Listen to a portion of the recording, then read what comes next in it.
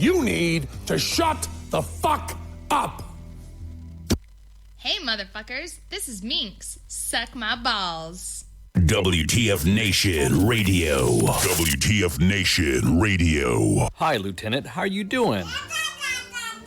Aw, did you find your land nav point, Lieutenant? Good job, Lieutenant. You get a Expert Action Badge. put on your uniform right, Expert Action Badge. show up to work on time, Expert Action Badge. qualify on your weapon, Expert Action Badge. Badge of Action. find your guidon. Expert Action Badge. That's right, just doing your normal warrior task and drills, you get a Expert Action Badge. Each item sold separately. Batteries not included. Objects in mirror are closer than they appear. If conditions persist, contact a physician. Individual results may vary. Keep out of the reach of children. Avoid prolonged exposure to direct sunlight. Keep in a cool, dark place. And Please enjoy the show. Shots. Shit in a bag, Pogue. Badge of Action. The voice of U.S. Army. WTF Moments. This is WTF Nation Radio. Action Badge. This is Randy Couture, and you're listening to WTF Nation Radio.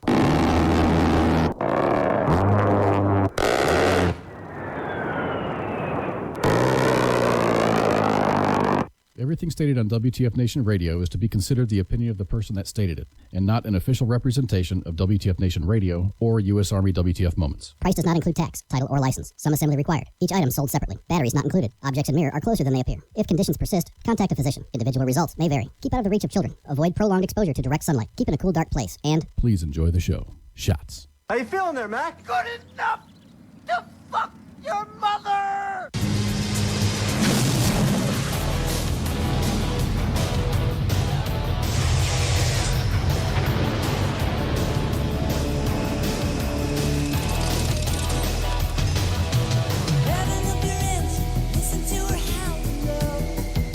Hello, everyone. Welcome to Friday Night Freedom. I'm your host, Minx. I'm joined by the one and only Pookie. Hey. How you doing? Oh, how you doing? No, I'm doing pretty good, actually. Can't really complain today. I didn't have to work. So that was fun. I did have to go to the Social Security office, which I meant to go at like first thing this morning and be there, you know, like right when it opens, because let's face it, it's a pain in the ass. However, I did not do that. I ended up procrastinating a lot this morning because that's what I do. And I rolled out to the Social Security office around 11:30, maybe. But yeah, I was out by 11:45, having completed all my tasks that I had to do there. So I have to give that Social Security office like a 5-star rating. Like, y'all got me in and out in no time. This shit was awesome. Oh, it's like you deal with these, like, I live in the podunk areas and stuff like that, and you deal with these small little agencies, and you'll be there for like 3 hours because there's one person running everything. Yeah, no, definitely not. They had opened like a back room and like had 10 more windows to serve people. I was like, this is great. Because like I'm going through this whole process of like, you know, legally changing my name, and you know, in order to do my driver's license, I've got to do my Social Security card. In order to do my passport, I've got to do both of those first. So the long process has started. But Did you decide to change your name to something different, or you know, like something like Moon Cream Pie or something like that? I don't know. We'll have to see. Oh, that'll be interesting. Yeah.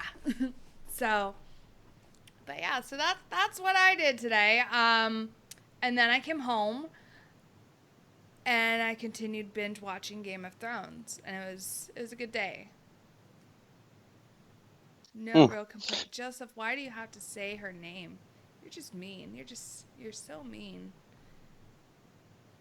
Say whose name? He said Rose. Oh yeah, he's been doing that lately. Yeah. Rude. Trying to trigger you. He's what? He's trying to trigger you. Yeah. It's not going to work. I've said all. I've said all I've had to say about that hooker.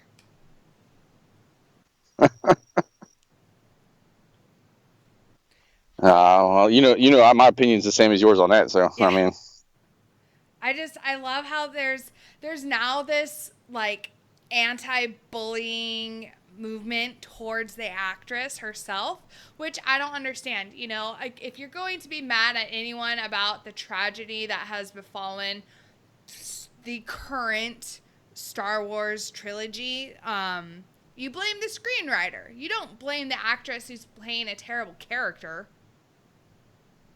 Like, that's not fair to her. And she's in Star Wars and you're not. So who's really the who's really the winner here? She is. But how have you been? I started a diet, so I've been Oh. kind of like sick the last couple days because it's like one of the side effects. But yeah, besides that, I'm working on a tractor and that's about it. Waking up late. A diet that makes you sick. That does Well, not it doesn't sound make healthy. it doesn't make you get you know the keto diet, right? I've heard of it. I don't know if I agree with it. Oh, okay. Yeah, that's what I'm doing. And it made you You get that sick? flu. Yeah, you get like this weird. They call it a keto flu. It's like your body craving sugar real bad, and you get kind of. But I'm like over it now. Whatever. Like it's okay to consume a little bit of sugar, right? Like your body needs it. Yeah, I know this. I've just lowered the amount to a very low, like 25 grams a day. Which sucks because I had to quit drinking beer. So I mean, That sucks. Don't worry, I'll drink enough for you. Oh, that works. Yeah. Hell yeah. Like, I have come to the realization and the acceptance, if you will, that I am never going to have like a super flat stomach or like 6-pack washboard abs. It's just not in the cards for me. One, I severely enjoy food. Two, I severely enjoy beer. I'm not giving up either of those so that way you can fucking iron shit on my stomach.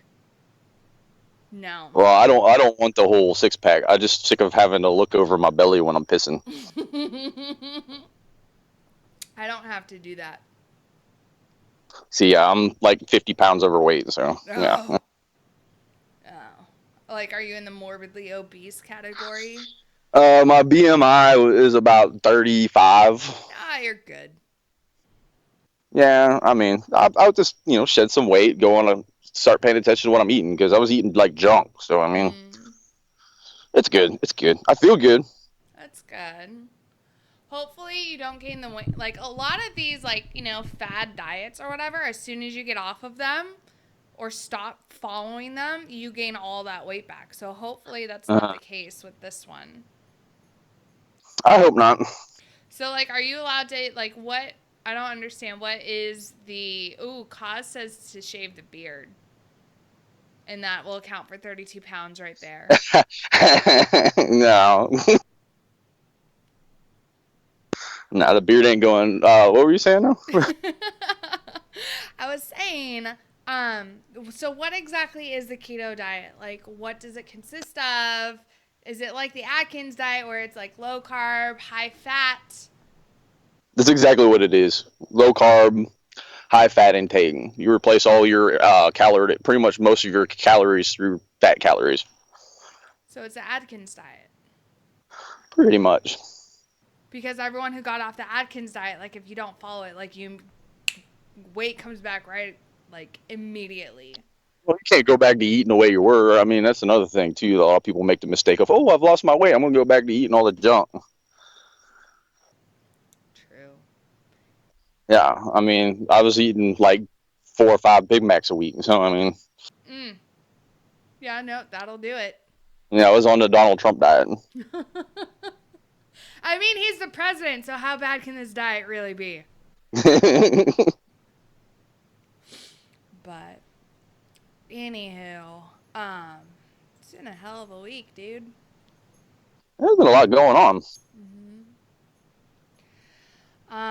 So, Tank. what? I said, yeah, tank dude earlier this week. Oh, What's yeah. his- Fucking, oh Yep. my God. Tank, that tank thingy, dude. It's tank thingy. Oh, yeah. Tank thing. Because, like, there's that, and then there's the assault version, which Oh, I saw that. think is, like, an Abrams, right? So the assault tank is when it has the cannon gun thingy on it, right? So, Yeah. that's your assault tank. Your semi-automatic tank is the one that was on the loose on, what was that, Monday?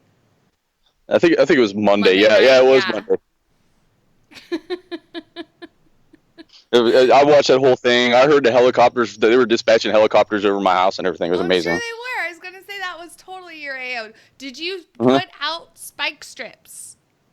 You can't put out spike strips for a tracked vehicle. In theory, you cannot. But have you tried it? I don't know. I mean, the tank was nowhere. The tank thingy. I keep saying tank. The tank thingy was nowhere near my place, so I didn't have to worry about it. That was all south of me. They should have tried the spike strips. That would have been epic. They would have just destroyed the spike strips, but still, it would have been funny if they would have tried it. Really, all they needed to do was find some concertina wire and throw it in front. It would have been done at that point. Right? So what is C-wire if not a spike strip? Oh my God! I usually say C-wire makes my skin crawl. Because I landed in a big old pile of that shit when I was in Iraq, and it was dead night. I was there for hours. Fucking Heath Leroy Tankins. I was like, oh my God, I should totally act like I'm doing this like tank heist. It gets y'all believing that I'm actually out on the tank. I stole a tank. Hell yeah, Kaz was convinced it was you. And I was like, no, that's not Pookie. If I was driving that thing, I would have been done off the interstate. I wouldn't have been riding on the interstate. I would have went off road and said, "Screw you, cops! You can't." Right? Like you're an tracked vehicle. It's designed to not be on a road. Like obviously this dude was Ambien and tank driving. It's a new game that the LTs are playing. Sounds like a good time, man. Right? I love how so I was on Sergeant's time last night, right, with ICE, which never happens because, I'm not active duty. And, that's our active duty show.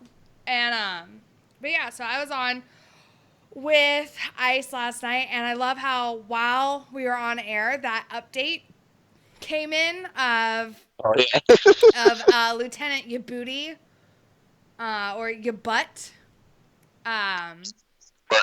Yeah, it's Yabutt. Obviously it's probably not, pronounced that way. I don't care. So anyways, Lieutenant Yabutt was claiming that he was given a direct order to take the tank thing, the fully semi-automatic tank, out for a joyride, claiming to be under direct orders, again, as a test of police response, which the National Guard has never done one of those exercises. So that's a good try, though. He totally tried to do the classic, like, PFC private excuse of, like, someone told me to do it. Dude. Someone told me to do it. Right? Dude, you are a first lieutenant with 11 years of service. That excuse doesn't work for you anymore. Yeah, you lose that card after about, I don't know, year 4 in the military. Yeah, right? So, I think you lose it after your second year in, because by then you've done enough stupid shit to be like, oh, wait, you're right. Because by 24 months, at least junior enlisted wise, you're part of the fucking mafia. Right? Unless you're a severe fuck up. in which case you don't automatically turn into a specialist at 24 months. Like, so you're a severe fuck up at that. But, you know, like 2 years. So by then, you're part of the mafia. You know what you can and cannot get away with. And you shun them 6-year specialists off. I'm not specialist. 6-year PFCs off because you know they're shitbags. Yeah. I did. Oh, God. Right, exactly. Yeah, so what had happened was...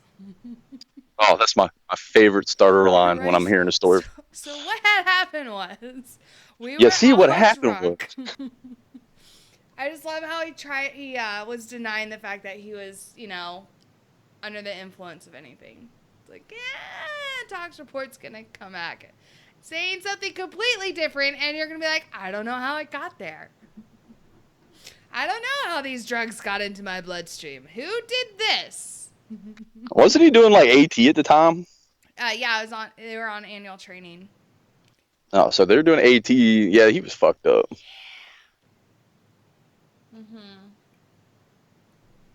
But, you know what else is fucked up?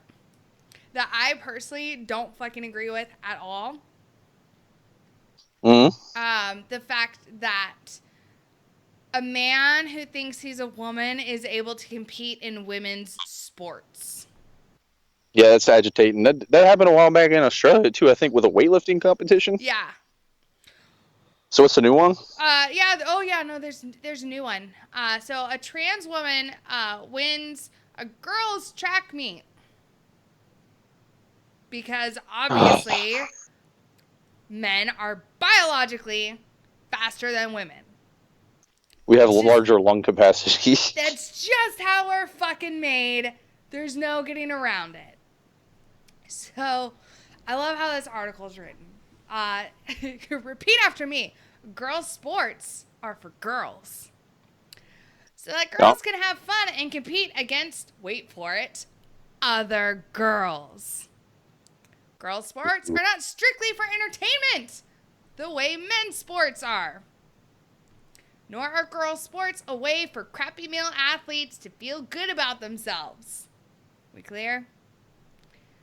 So the result of the CIAC State Open Track and Field Championships would show that Terry Miller won the 100-meter dash in a meet record time of 11.72 seconds.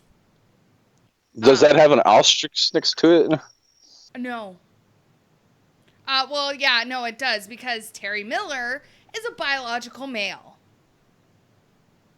He has a Y chromosome and has been awash in testosterone since conception. He also has a dick.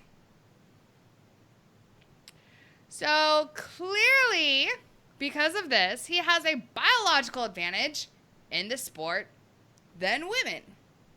Yet he's beating out real girls who are too afraid, I guess, to speak out about how this is not fair. Let me guess. You said this was a college meet? Yeah. Oh, that explains it all then, right there. Yeah. Damn, cancer on society is college. Right. But, you know, this author brings up a good point of where are the feminists in this? Where oh, yeah. Where are the... I was about to say the same thing. Yeah, where are the feminists who are all about man-hating and male privilege or whatever the fuck that is? Because honestly, personally, I've never met a man who is able to do more than I've been able to do. Especially to the opposite sex. Like, let's face it, women, we get away with a lot of shit. We can go grope and grab and touch on any male that we want. No one's gonna fucking say shit. But the second a dude does it to you, all of a sudden now it's sexual assault. Unless, of course, you look like David Beckham or something like that. You know? Yes, that's true. Unless you look like, you know, David Beckham, Chris Hemsworth, Thor. But if you're not fucking hot as a dude and you go up let me rephrase this. If the woman that you go and like touch does not find you sexually attractive, she can now claim that you sexually assaulted her. Because reasons. No. Equality. Yes. Such a crazy world we live in today. Right. And Kaz brings up a good point. The Joy Bear and Robin Williams photo is a good example of this. She literally, in a photo, like on the red fucking carpet, grabbing his dick? Yeah, grabbed his fucking dick. And is laughing about it. And he's like looking up, like in this state of like, what's happening right now? And on top of it, he was married too at the time, wasn't he? Yeah. But yet, fucking silence. No one's ever said anything about this photo. No one's ever come out to say, Joy, you're a fucking sexual predator. Or there's a video floating around from way back in the day where Debbie Moore like goes up and kisses like this kid, and no one said a shit about it. Right. But yeah, sure, feminists, let's talk about male privilege, because obviously that doesn't fucking exist. It's not a thing. Male privilege is not a thing. It's not. It's fucking not. Especially in today's society. It's not a thing. If anything, it's a war on men.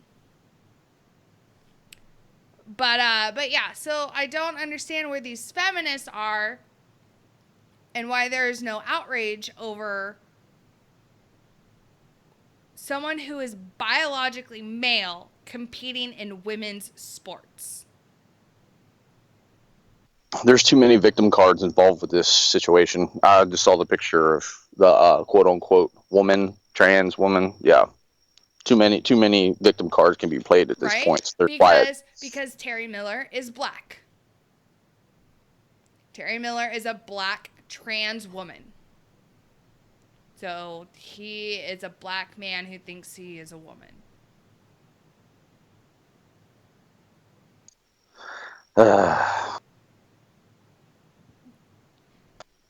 No. I don't know. I mean, I've just done giving up with it. You can keep saying stuff over and over again. It's never going to change anything. Yeah. And I agree, Katie. That's exactly what feminists these days are all about. They're about man-hating and this, like, taking away literally any opportunity away from a man, even if he's earned it. And it's no longer about equality. I am a true feminist. Like, what it used to mean back in the day, where it's about equality.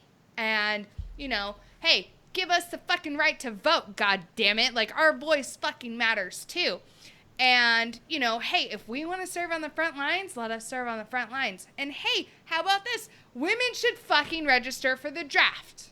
Women. Oh my god. Yeah, no, I fucking said it. Women need in this country to register for the fucking draft. If we truly want some sort of equality and to be equal with the men in this country, we should sign up for selective service as well. As soon as we turn 18, we should get a little fucking letter in the mail, the way my brothers did, that says, hey, if there's a draft recall, which service would you like to go into? Eeny, meeny, miny, mo. Mm-hmm. That's what I think. Because then, oh no, but you bring that shit up, man. Yeah, but you bring that up, all of a sudden heads start rolling everywhere. Right? Oh no, women can't serve in the draft. Well, why not? We're equal to men, aren't we? Yes. Yeah, they can serve in combat arms now. So I mean, we're all equal at this point. Mm-hmm. Yeah, you scream for equality, but when you get it, you don't want it. Right. So, feminists, this third wave feminism, like feminists today, they want equality when it's good for them. Or when it's an advantage to them. If it's not an advantage to them, they don't want it. And that's where you'll see it. That's why a lot of these third wave feminists don't want women to be able to sign up for the draft. Because it's not advantageous for them. Oh God! Honest to God, truth, I wouldn't want any feminists in the military, to tell you the truth. Yeah. Oh my God, they're the worst. But yeah, no, that's why. You know, I'll go out saying it like if anything, like yeah, I said, you know, I'm a traditional feminist, but you know, in this day and age, I guess you could consider that like a menace, where I'm all about like no, like the dudes need equal rights to us. Yeah, they would burn you at the stake. That's I guess a pun kind of too in the same sense, but whatever. Right. Burn the witch, burn the heretic. Oh Jesus. Freaking Katie says something in the chat. I watched a guy hold a door open for another female and I yesterday. He was just being kind. We didn't know each other.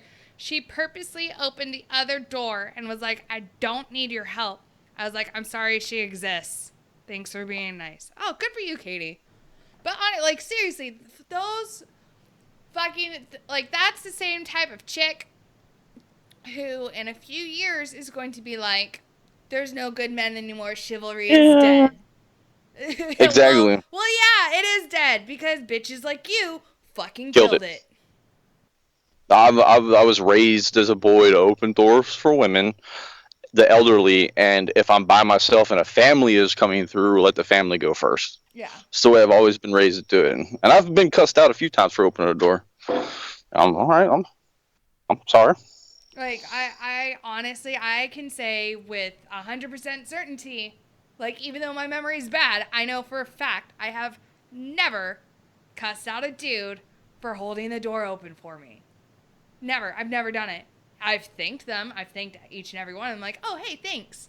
And if I'm far away and I see that they're holding the door open for me, I'll fucking giddy out my fucking step and, like, you know, kind of, like, shuffle up to the door so that way he's not standing there waiting for my slow ass to, like, casually walk up.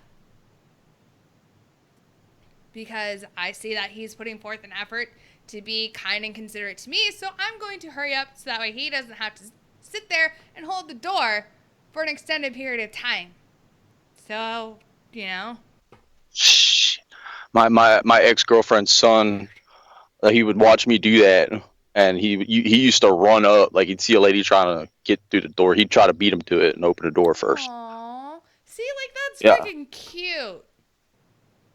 Well, I mean, he'd watch me do it all the time, and he asked me, why are you doing this? It's a sign of respect. And you just open the door. You always let a lady go in first. Mm-hmm. But apparently I was teaching him to be toxically masculine, so whatever. Ugh, God, I hate that phrase. Because it's not true. That fucking thing doesn't fucking exist. Toxic masculinity, it's not a thing. It's not. If anything's toxic, it's what Gray Cloud and I were talking about on Tuesday, and it's how we're raising boys to not be men. Demasculizing. That's what's fucking toxic. Is that we have a whole generation of boys that have been ruined by this third wave feminism. And they're literally like that fucking 30-year-old who had to be court-ordered out of his parents' house. That's a prime example of the failure that is third wave feminism.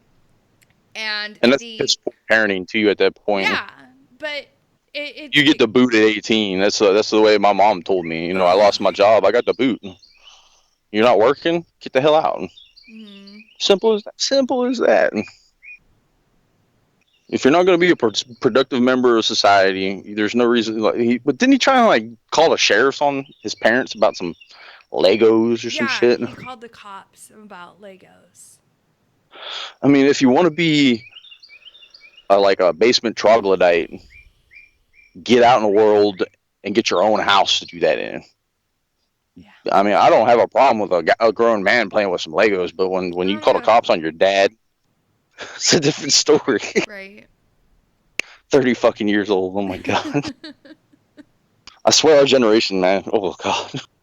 Yeah, and no, that's just it. It's our generation that we no longer have true men for our generation. Okay, I can't say we no longer have them. They're few and far between. And we're doomed as a fucking society without men. Like, you go back millennia. You need strong, masculine men in order to advance society, in order to have a stable, productive society. You need it. Like, you cannot run any sort of society, whether it's a fucking village in the middle of the goddamn Amazon or a fucking big-ass city. You can't run either of those without dominant masculine figures. See, I honestly think this is part of, like, I'm gonna get kind of tinfoily, but it really is a part of the socialist agenda to demasculize this generation, because this is going to be easier to steamroll over on people when they're afraid to stand up for themselves. Yeah. Ugh. Oh, no, but then that's the worst. It's going to, like, almost turn into, like, reverse roles. You're going to have these strong, super dominant women who are going to have to step up in place of the men who are no longer there. You know? Yeah, I have no problem with alpha women. You know, I have no problem with that. No, and it's fine, but you need the alpha males to go along with them. You need the masculine to go along with the feminine. It's a fucking yin-yang balance. You cannot have one over the other. Otherwise, everything gets out of whack. Does that make sense? Yeah, it makes absolute sense. There's always a balance to everything. Yeah. I mean, you get nerdy and say there's got to be balance in the force.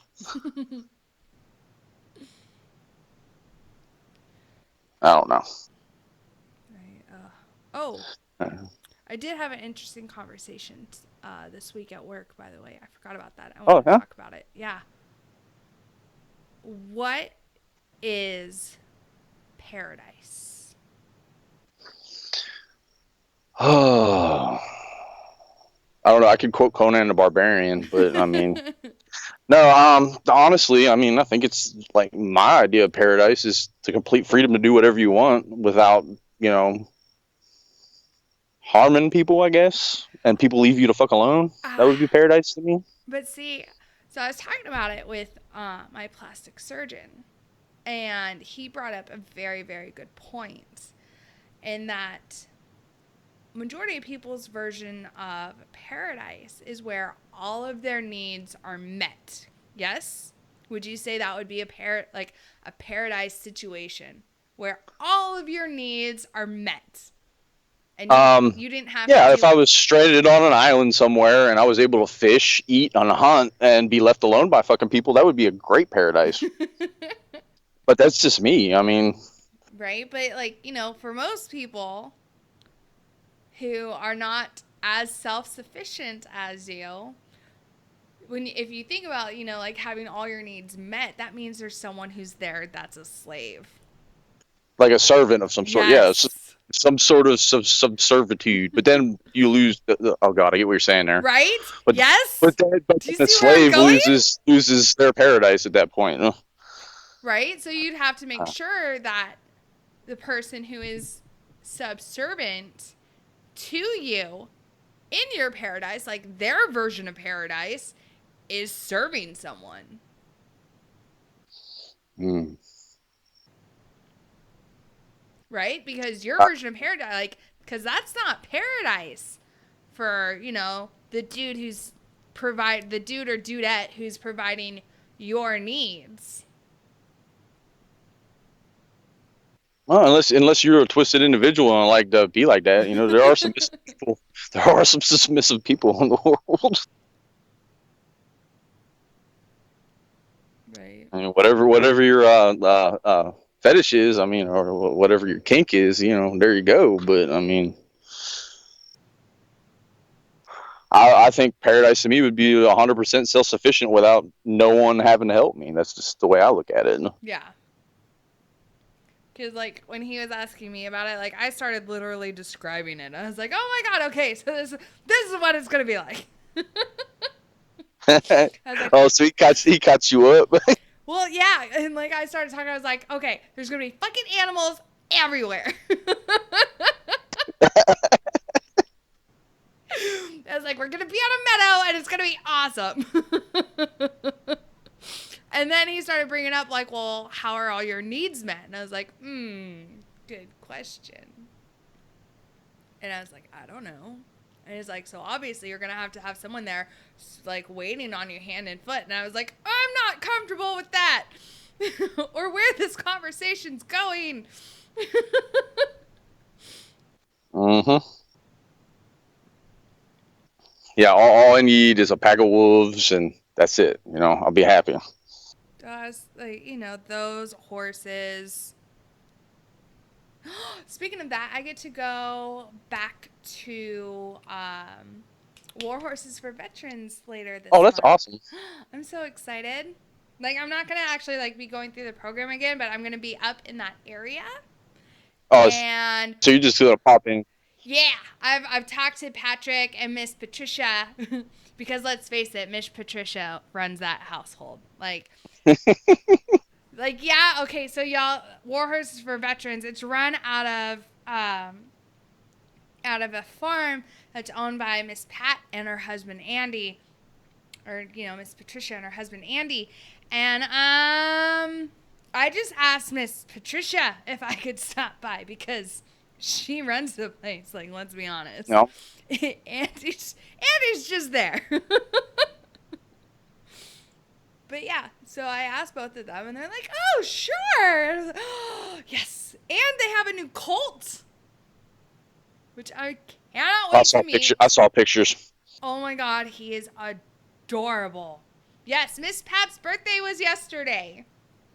Oh, how did her fundraiser go? I think it went good. I'm not sure if we got all the way up to, like, what she was, you know, the goal, but yeah. I know that we got halfway there.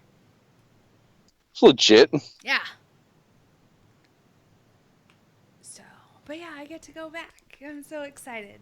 I seriously cannot wait. I'm so excited to see Summer again. Yes, she was, Eric. She was on the show last year. That is very, very true. When we did our live show from War Horses, we actually had her on the show. I remember that. Thanks, Joe. But yeah, I'm super excited. I cannot wait. I miss the horses. Miss Patricia and Patrick and Andy, they're cool, but I miss the horses. No, I'm really excited to be back out on the fucking farm though. Like, it's so peaceful out there. So, you guys, if you don't know about War Horses for Veterans, I highly, highly suggest and recommend it to anyone. It's specifically for combat veterans.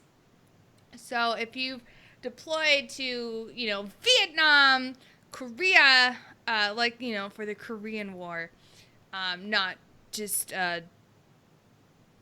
deployment there. It was, right? Because Korea nowadays is not a deployment, just like Qatar is not a deployment. In Kuwait. Or Kuwait. Or Poland. Because that's now a thing. Oh, yeah, I forgot about that.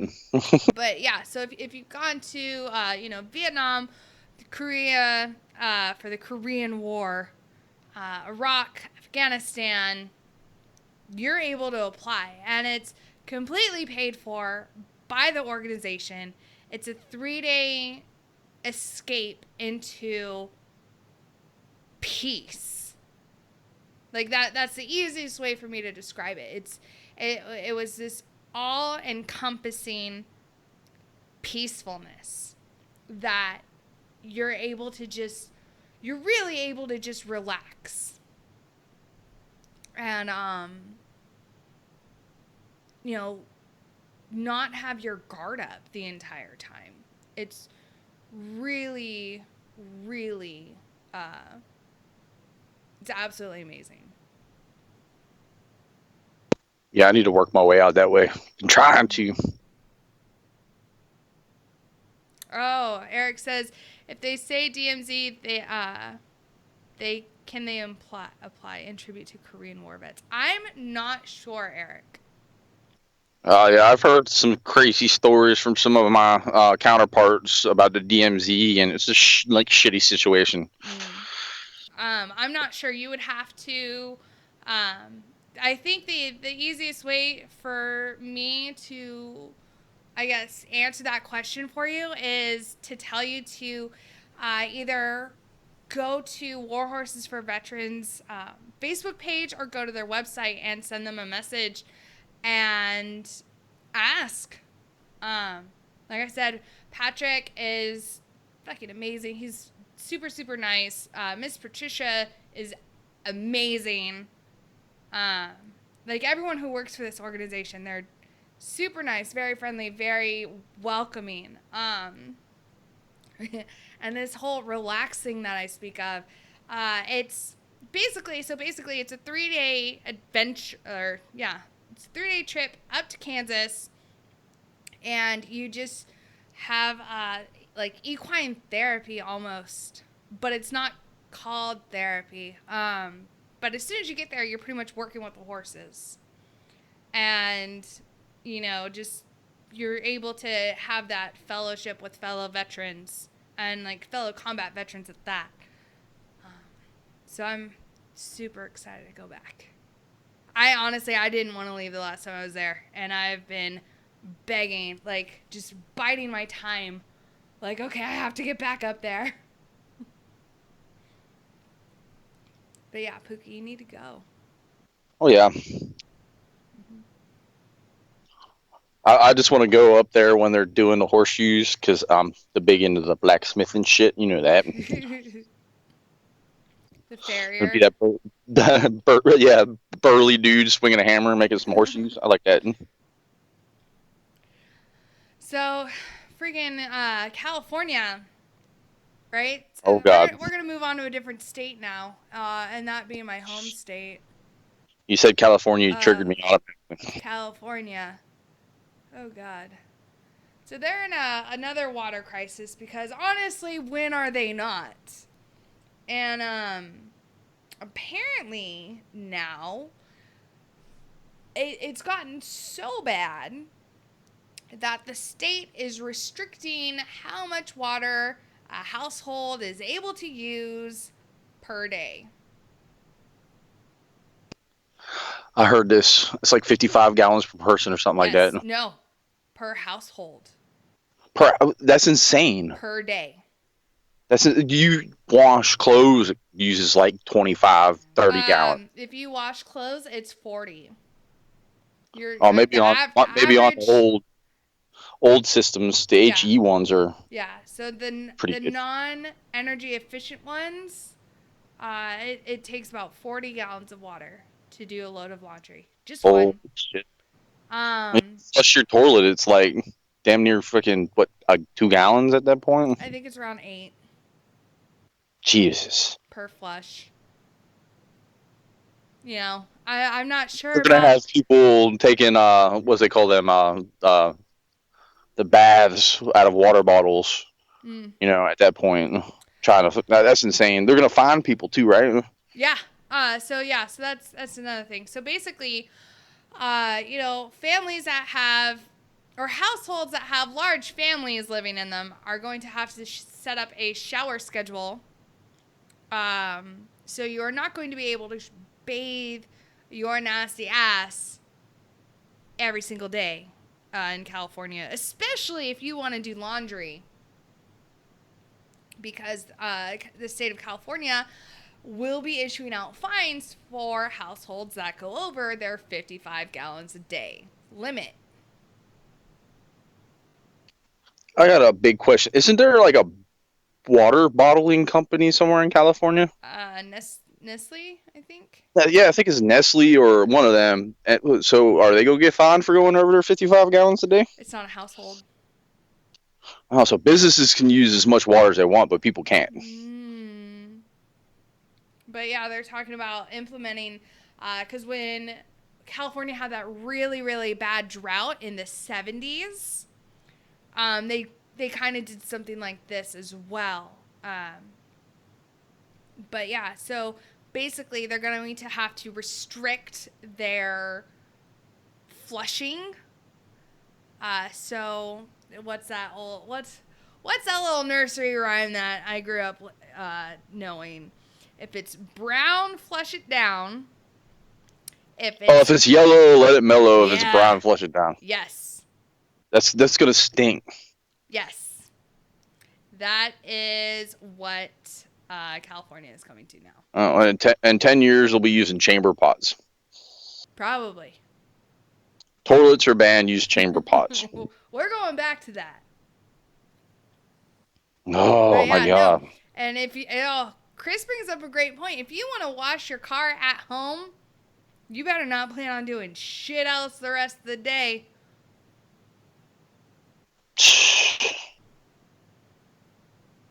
That's why I'm so glad I don't live on municipal water source, and I got a well, so I'm good. Right. I don't have to worry about shit. But yeah, I friggin'... Like, I don't know. I kind of want to upload a bunch of pictures of myself, like, turning on a bunch of faucets and, like, tagging all my friends and family who live in California and being like, Texas is better. It just blows my mind. So, like, okay, the rich households, like the mansions that all the elites live in, are they going to be included with this shit? I mean, they should be. Whether or not they give a shit about any fine is a different story. I mean, the fine is a joke to them at that point. Yeah. It's a dip in a wallet at that point. Right.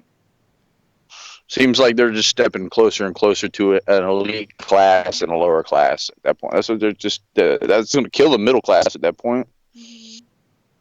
Oh, goddamn communism. Cause. No, they'll come here. You're right. Cause, you're very right. I should not. Yes. Thank you. Thank you so much, best stepdad ever. People are fleeing California like crazy right now, aren't they? Hell yeah, they are. I actually did. I did surgery on a dude this week who is an ex-Californian like myself and moved here, in fact, to get away from California and all the crazy shit that's going on over there. And I was like, oh my god, me too! And we kind of high-fived, and it was great. And he was like my grandpa. He was like, you know, a grandpa for me. I was like, Papa. They're fine to move to Texas as long as they leave all their bullshit ideals in California. See, that's just it. They're not, though. They're going to ruin Texas. They've turned Austin blue, which... Austin, I know Houston's blue as hell. Houston's always been blue, though, mostly because it's the 4th largest city in the United States, and it's a shithole. Yeah, I live there. I know. I'll agree with you. It's a shithole. Mm-hmm. Right? Unless you're living in Montgomery County, then you're good. Once you get out of Harris County and you get into Montgomery County, it's all fine and dandy at that point. Right? So, like, the city limit of Houston is like an hour across, right? Time-wise. Yeah. It's fucking ridiculous. If you've never been there... I heard 2 hours, but... Yeah, well, with traffic now. But yeah. Oh, yeah. But it's ridiculous because you can hit Houston city limits, right? But then it still takes an hour Austin. to get to the actual city. Mm-hmm. See, I lived in North Houston in the Spring area. It would take me probably about 45 minutes to an hour to get to downtown. Still Houston. Yeah. Right? And of course I'm drinking on the job, Curtis. It's Friday. Why the fuck would Yeah, I it's not? Friday. Don't you tisk me. I'll fucking tisk you. That sounds dirty. Let's see some tisking. I thought you said tits. I was like, wait, what? No. This is not that type of show. Woo. Right? Where's eyes? Woo woo. No. I wish I could do that. Woo woo woo. Friggin' butt. Ugh, it's ridiculous. Yeah, but Your butt. I think I told Ice last night that I was gonna grab your butt. If I remember correctly, he said something, and I was like, "I'm gonna grab your." I was like, "I'll grab your butt," and I was like, "Ah, no." I was like keeping track. He said your butt like probably about 100 times. Your butt, your butt, your butt, your butt. But all right, y'all, we are gonna go on a break, and when we come back, we are going to we're gonna talk about something that needs to be talked about because thanks, Curtis. It's a subject that needs to be talked about, and that subject is suicide. So that is what we are going to talk about when we come back from break. Everybody grab a drink if you want. And yeah, we shall be back here shortly.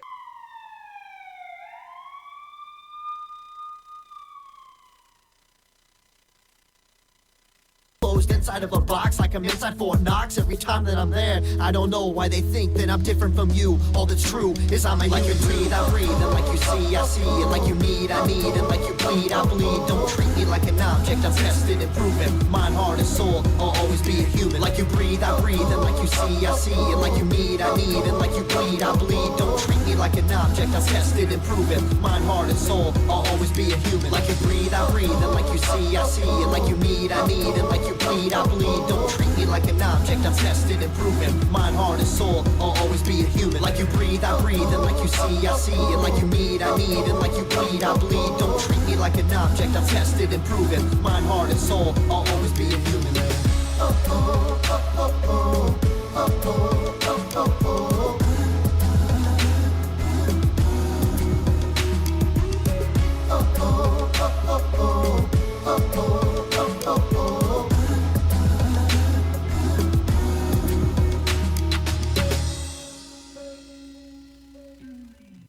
Broadcasting live from the basement of a Pentagon. This is WTF Nation Radio. Everything stated on WTF Nation Radio is to be considered the opinion of the person that stated it, and not an official representation of WTF Nation Radio or U.S. Army WTF Moments. Price does not include tax, title, or license. Some assembly required. Each item sold separately. Batteries not included. Objects in mirror are closer than they appear. If conditions persist, contact a physician. Individual results may vary. Keep out of the reach of children. Avoid prolonged exposure to direct sunlight. Keep in a cool, dark place. And please enjoy the show. Shots. Hello, everyone. Welcome back to part 2 of Friday Night Freedom. I'm your host, Minx. Kookie's still here. Oh yeah. Yeah. All right, y'all. So now we're gonna get into some uncomfortable shit. That honestly it needs to be talked about, and that is suicide. And you know, we've all had, you know, suicide prevention classes, and you know, everyone's always like, oh, don't kill yourself. But that hasn't stopped the epidemic, really, that is suicide.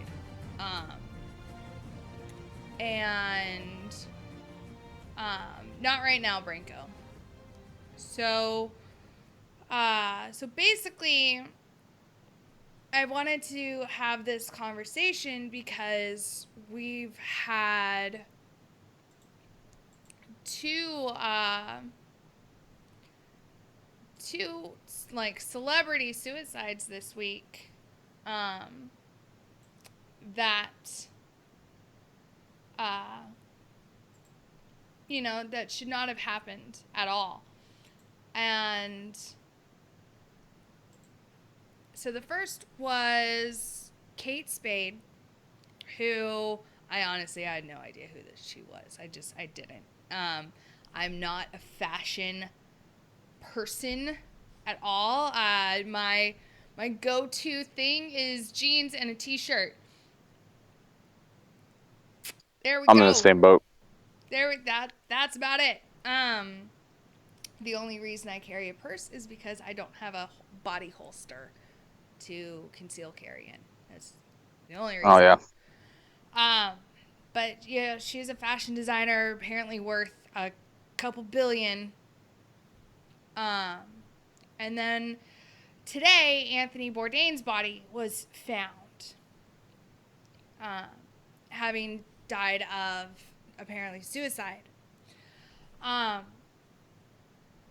the thing that I want to talk about is that we keep seeing these same things happen over and over and over again, especially with these celebrities who have died of suicide.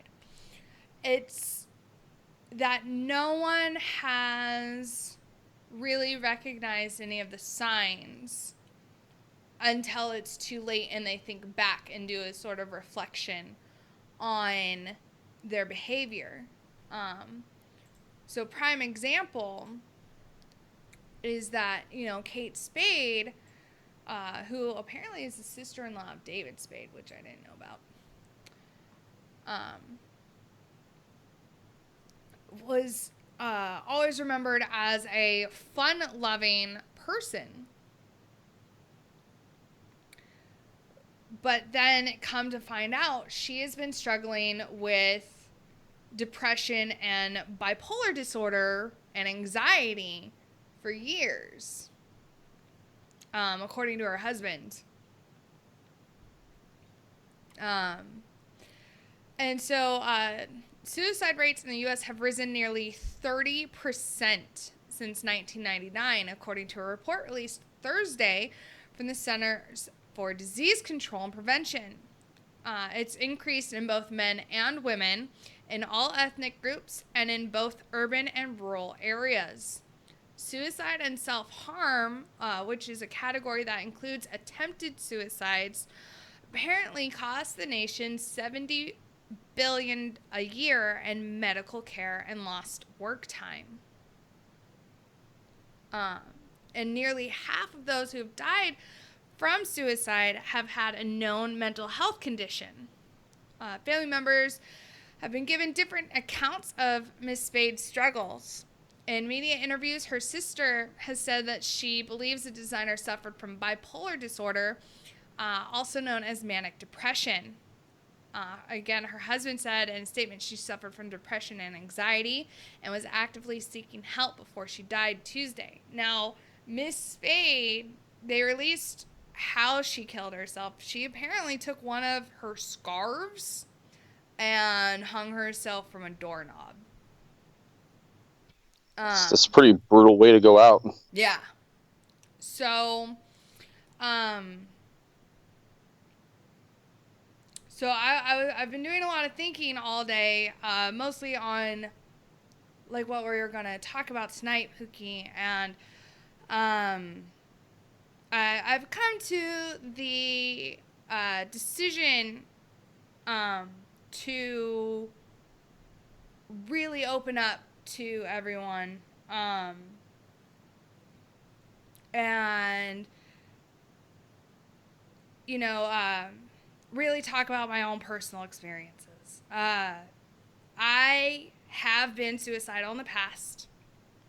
I suffer from a lot of depression.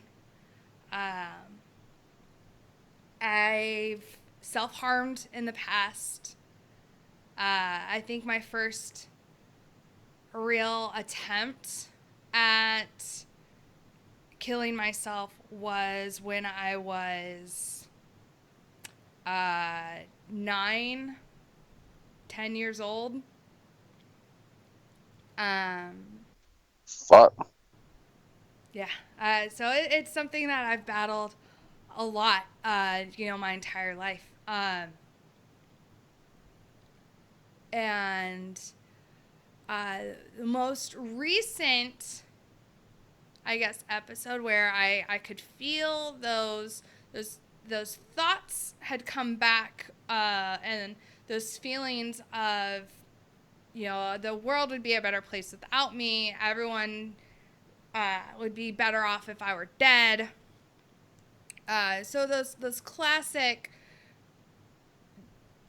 thoughts that a lot of people who are suicidal get, I had those about a month ago. Shit. Yeah. I started having these thoughts of, I'm a burden to everyone in my life, like all my friends and family. Everyone would just be better off if I weren't here. It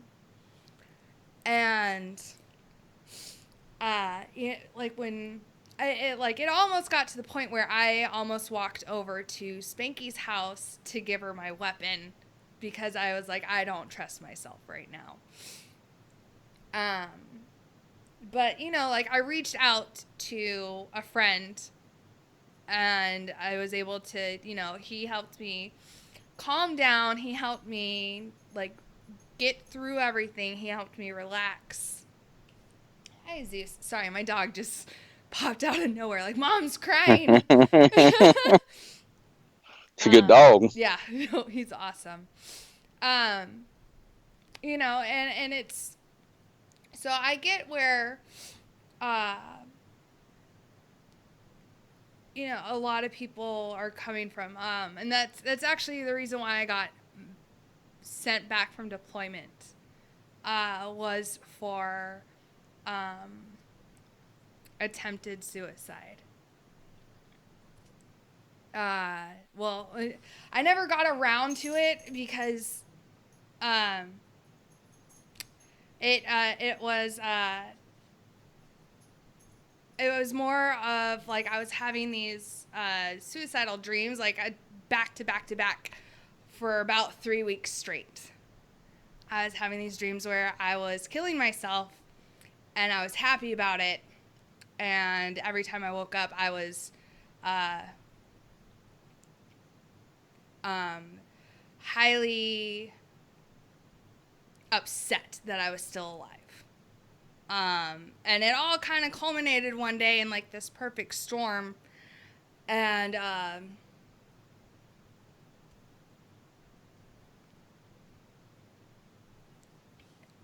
and so it turned into I was on my way to my tent to write my note, write out a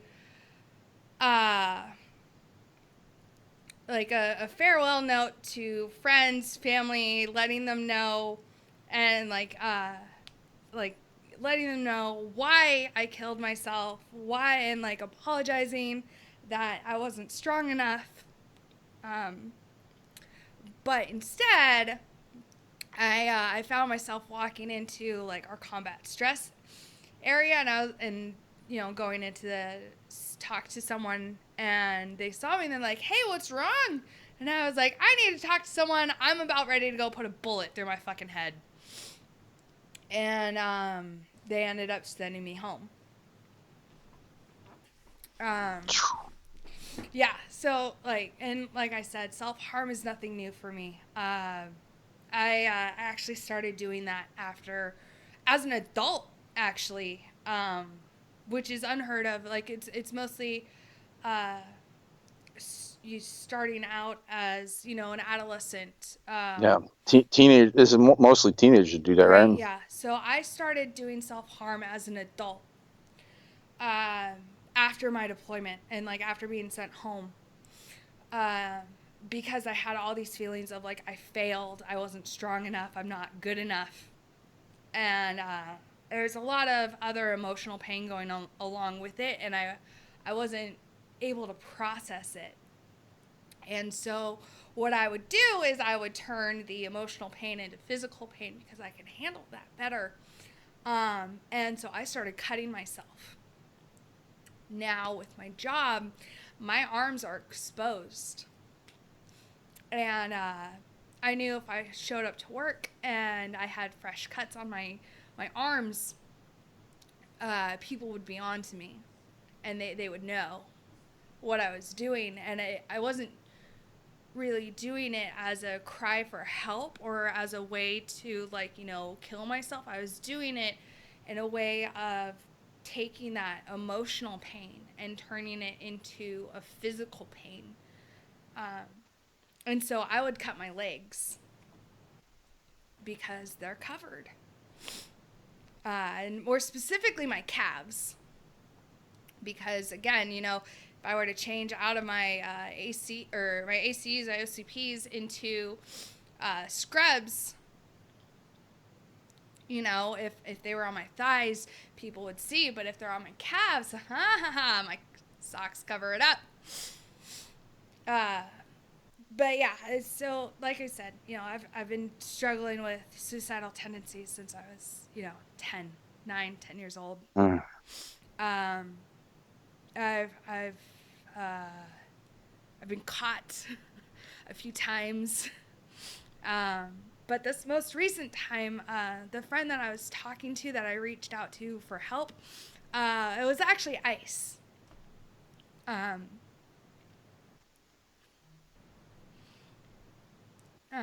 Ice is the man. Ice is the man. That's all I gotta say. I love Ice. Yeah, so... You always gotta have that strong shoulder to cry on every now and then. You just do.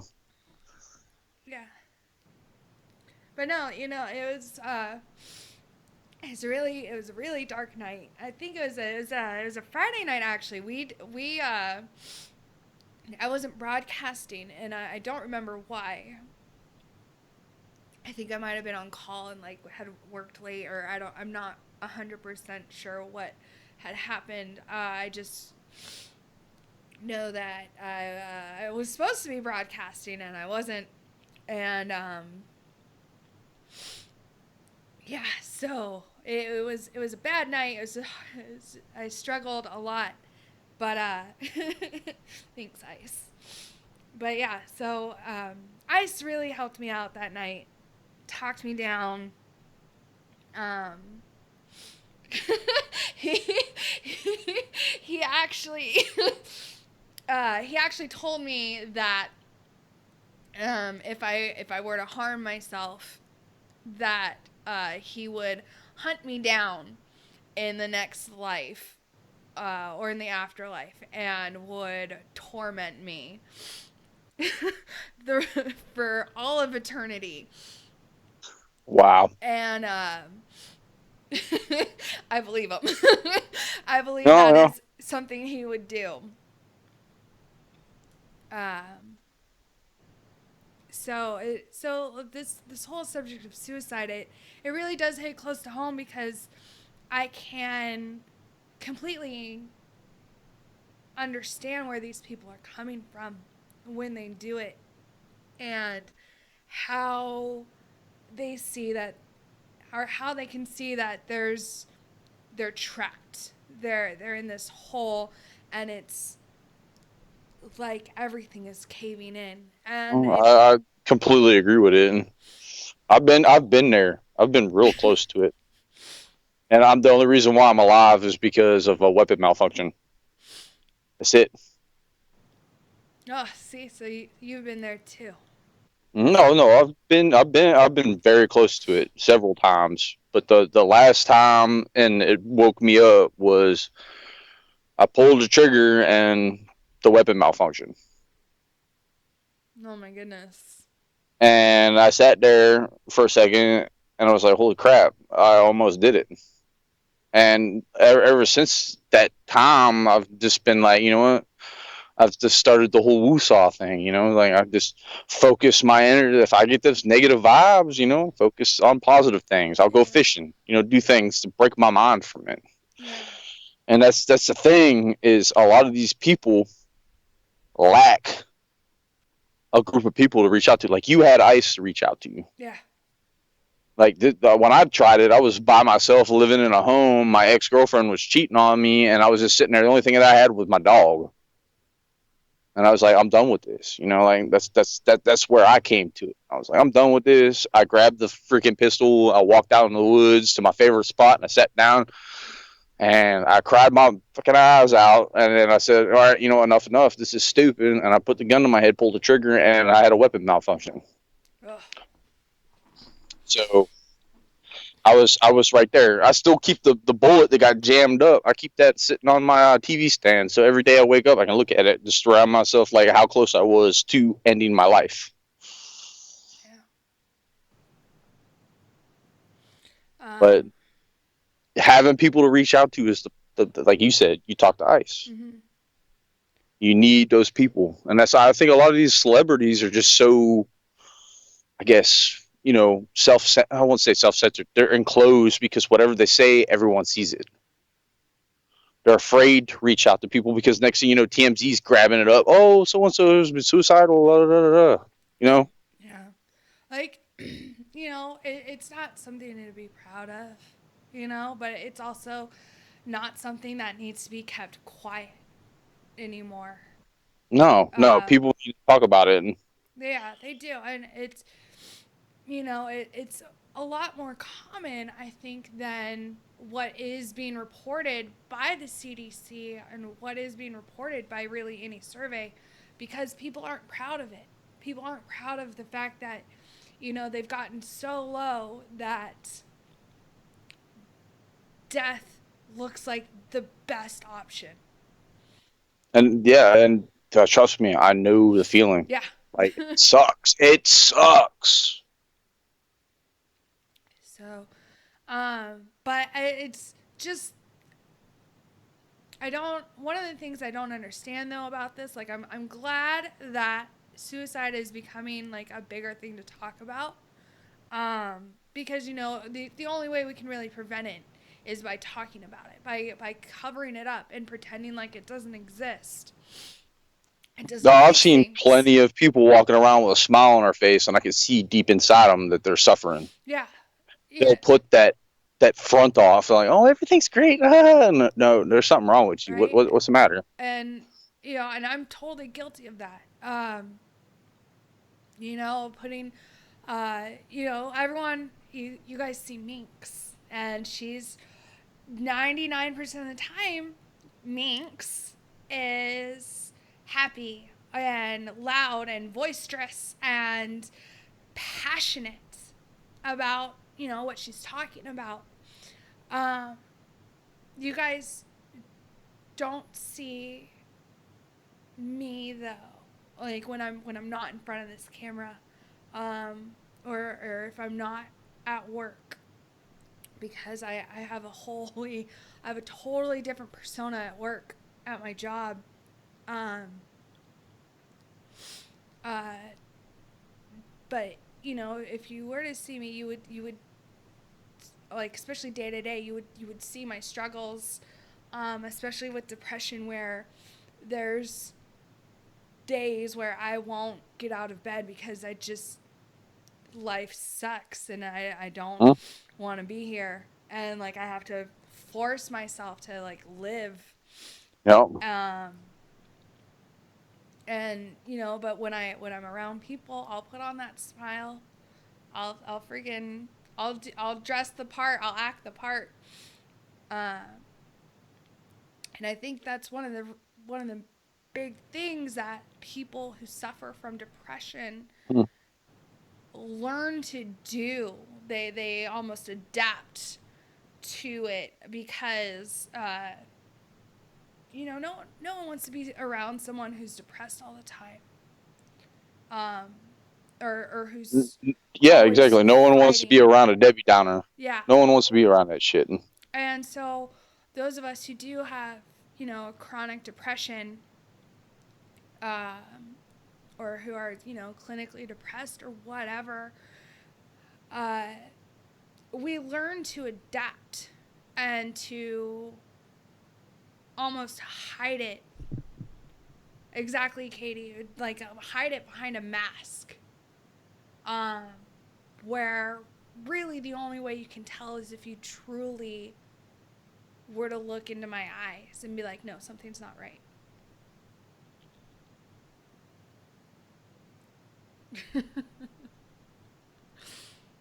But I that needs to be, let's see. So is it a chemical imbalance or a head space thing? With me, I'm not sure, cause like I've done the antidepressants. I've done a lot of them. And it, I've been on them for a long time, and none of them have ever seemed to really help. Because I continue to get suicidal tendencies. I'd continued to get these suicidal thoughts, ideations, tendencies. I'd continue to self-harm. And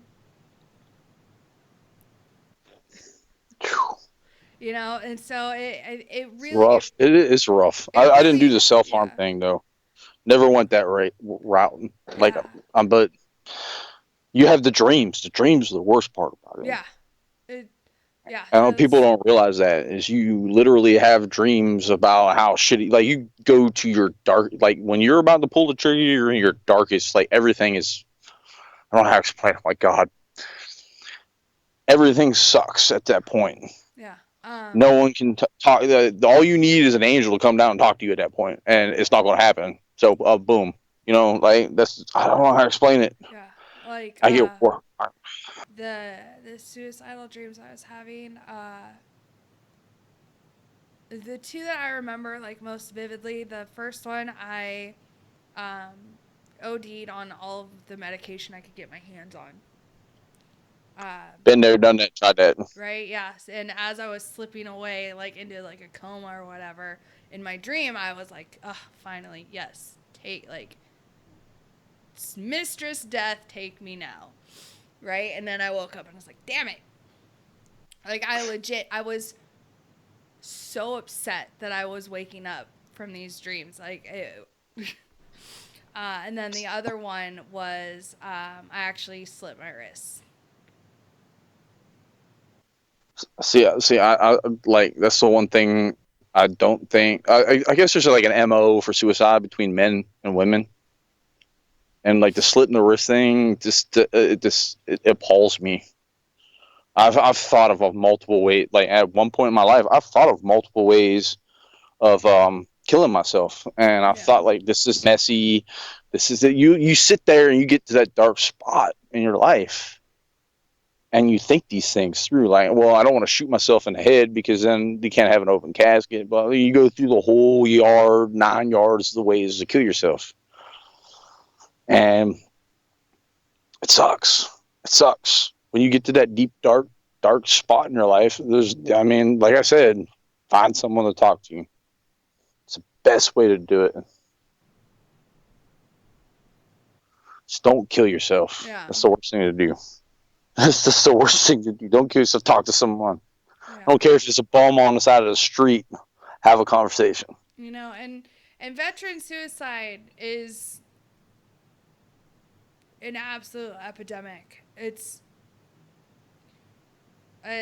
actually heinous. It's as high as it is, it's fucking heinous at this point. And that's what drives me right now. It's like, there's just I don't know if it's still 22 a day, but there's that whole still 22 a day thing, and people just don't, like, what, are you weak? They say that shit, and they don't understand the shit we dealt with. Yeah. Or like what we've seen, or what we've had to fix.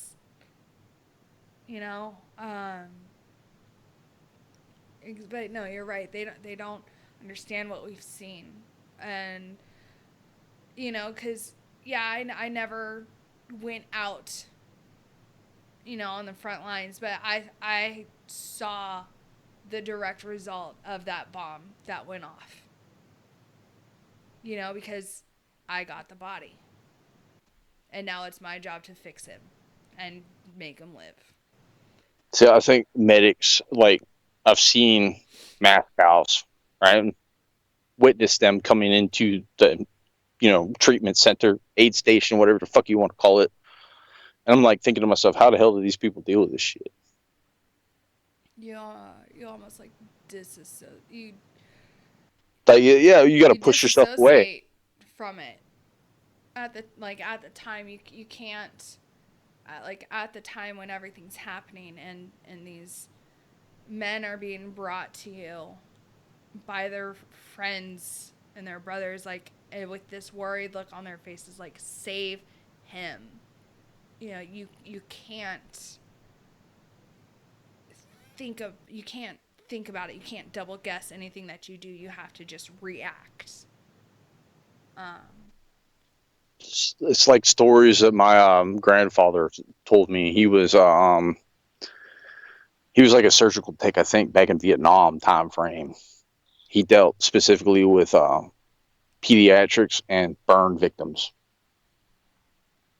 And he quit. He never did it again after that. He worked hardware stores the rest of his life because it fucked him up that bad. And every now and then he'll talk about it, but when he talks about it, he starts choking up.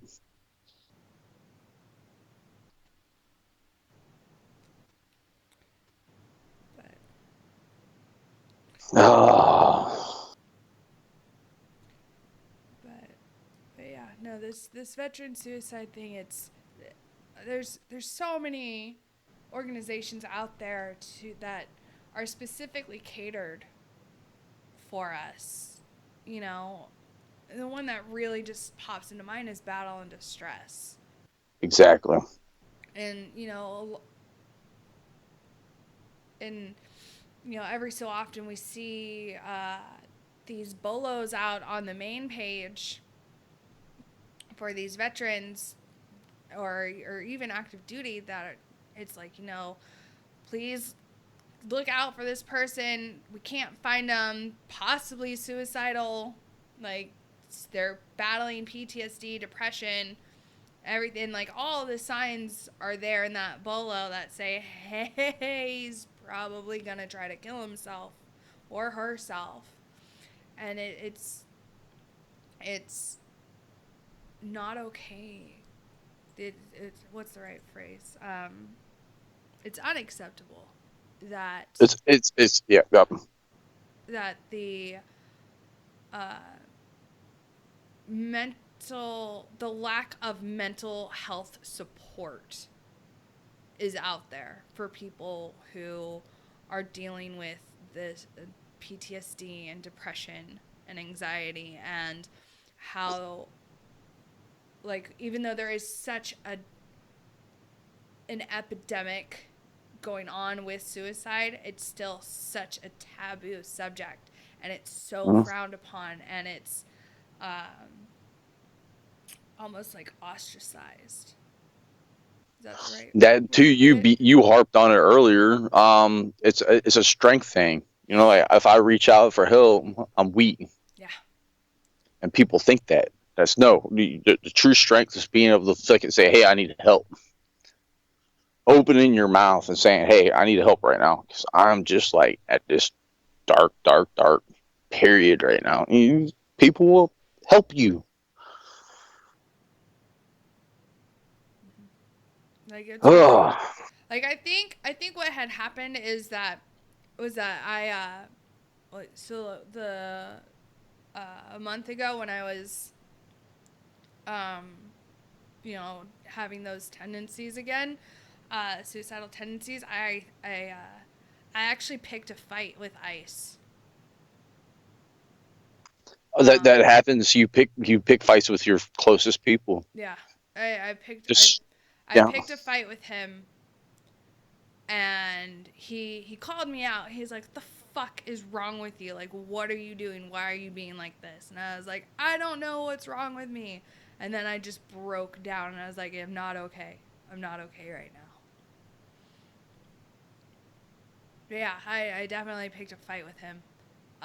In hopes, honestly, I think it was in hopes that he would be like, I'm fucking done with you. I can't handle it. Like, you're fucking psycho. I can't handle your ass anymore. And then, you know, it just, like, that, if that had happened, I think that would have just solidified those thoughts in my head of, like, nobody fucking likes you. All your friends think you're a fucking burden. Like, they're like, they don't even really enjoy being your friend. They don't even fucking care about you. Oh, yeah. Well, this is self-destructive attitude, and I was like, oh man, I've dealt with people like that. I've done that. You just burn bridges just to see them burn because you just want to see them burn at that point. Well, that, and It makes you don't want anyone to miss you. Exactly. So you burn these bridges.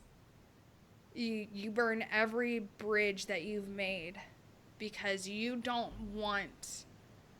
Well, at least for me, because I know that if, like, suicide, it is, you know, it's selfish. I get that. I understand that. I understand that it hurts those left behind. So that's why I go about burning bridges anytime I start having these suicidal thoughts and tendencies. It's because I don't want them to hurt once I'm gone.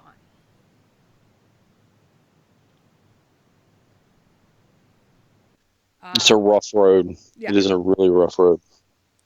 You know, but it really is. We need to have these discussions, you guys, about not just suicide, but mental illness and mental health in general, and trying to figure out what is going on that's causing so much of this.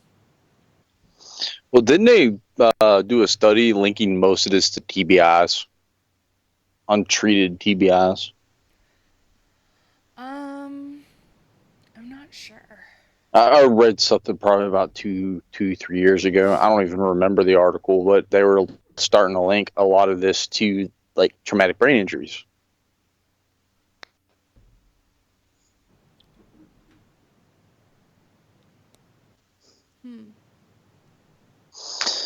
Oh. Are you okay, Pookie? No, I'm fine. It's just remembering things. Like suicide hits home close to me, you know, and I can't believe it. I even tried to do it to myself.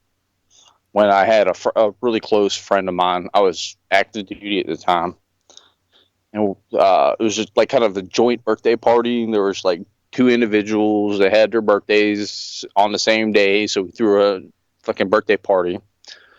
And I'll wake up the next morning, first sergeant blowing my phone up, like, what happened last night? I was like, what are you talking about? And one of the individuals went home and blew their brains out. And I like you said, you put that mask on. He was the happiest motherfucker in the whole goddamn room at that point. It was just rough. Freaking Ari brings up a great point. He says, it's also because it feels like nobody can understand and help, and the more they try, the more frustrating it is. We just want to be by ourselves and left to those plans or thoughts. Oh. Yeah, I agree with that. Just like I've got my escape zone, like my leave me the fuck alone zone. I just pick my backpack up and I roll down the lake and I start fishing, you know, and I don't know, fishing for some reason is therapeutic to me. If you see me, like everyone that sees me, they pick my shit up and I'm rolling out, I'm stressed the fuck out.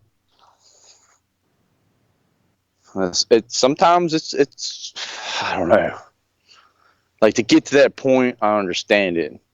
To get to that point and not reach out, I still can't grasp my hand around it. Like, at least you've got one close friend in your life, unless I don't know. It's just rough. I mean, I'll say this on the air right now. Suicide is a permanent fix to a temporary problem.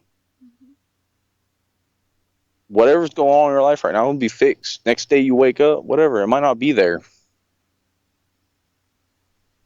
But like I said, did they put the number or whatever it is on? Yeah. So we've got the suicide hotline number pinned in the comments, and we've got it scrolling across the little thing down there.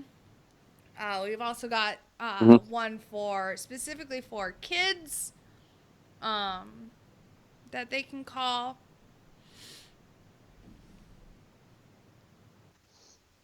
Like I said, if you feel like you're in a deep, dark place, just reach out to a stranger. It don't matter. At that point, it don't matter. Yeah. You know, and That person that you go ahead. Oh, I was gonna say, Bill brings up a good point. He says, I think it's therapeutic for us all to hear, knowing we aren't alone in our thoughts and struggles.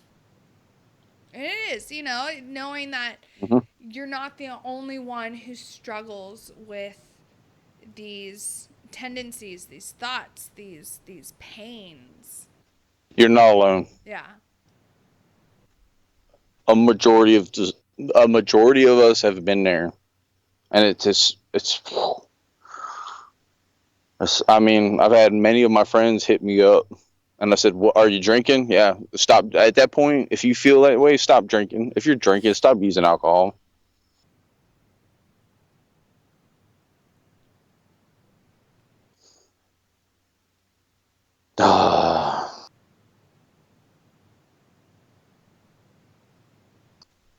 I just wish this veteran suicide thing was addressed more often. Yeah. That's the one issue. Like, I've seen it on TV shows. I've seen it. Like, everyone's like, I'm 22 a day doing push-ups, that push-up challenge and shit. Has it fixed it? No. Yeah, that push-up challenge bothered the fuck out of me.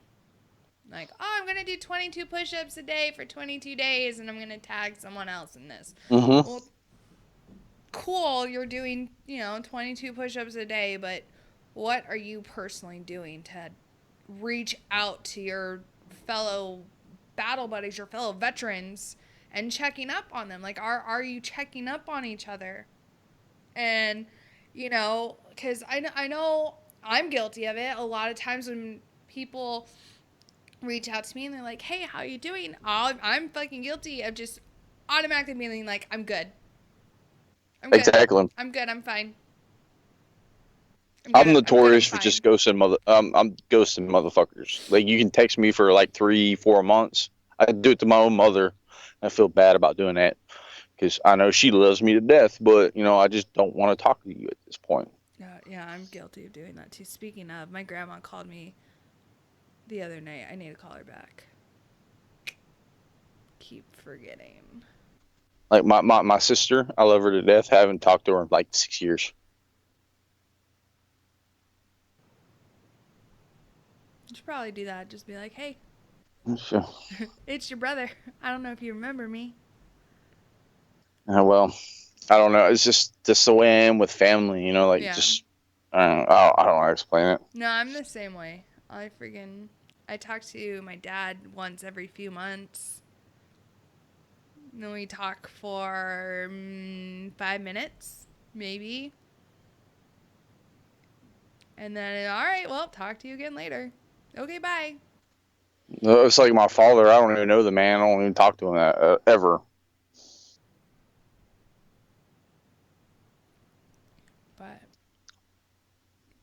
But yeah, you've got, if you can tell someone is not right, like there's always signs. There's always clues. Even if it's a slight, no Bixby, no, not blue whites. The fuck are you doing? Ugh. Sorry, my phone is being weird. Yeah, fuck Bixby. Yeah, The bitch just turned on for no reason. But, you know, if it's sudden personality changes, you know, if normally they're a pretty easygoing person and for whatever reason they are just, their temper seems to be out of control and they're picking fights over nothing. Delve into that. Be like, hey, what's going on? And if they say nothing, I'm fine. No, what's going on? You're not yourself. Exactly. You know, you guys know your friends. You guys know your battles. These are people you spent every day with. Almost every waking hour Yeah. you spend with these people. You know, it's if you know them and you know that these behavioral changes aren't this person, you need, that's when you need to really be like, no, what's wrong?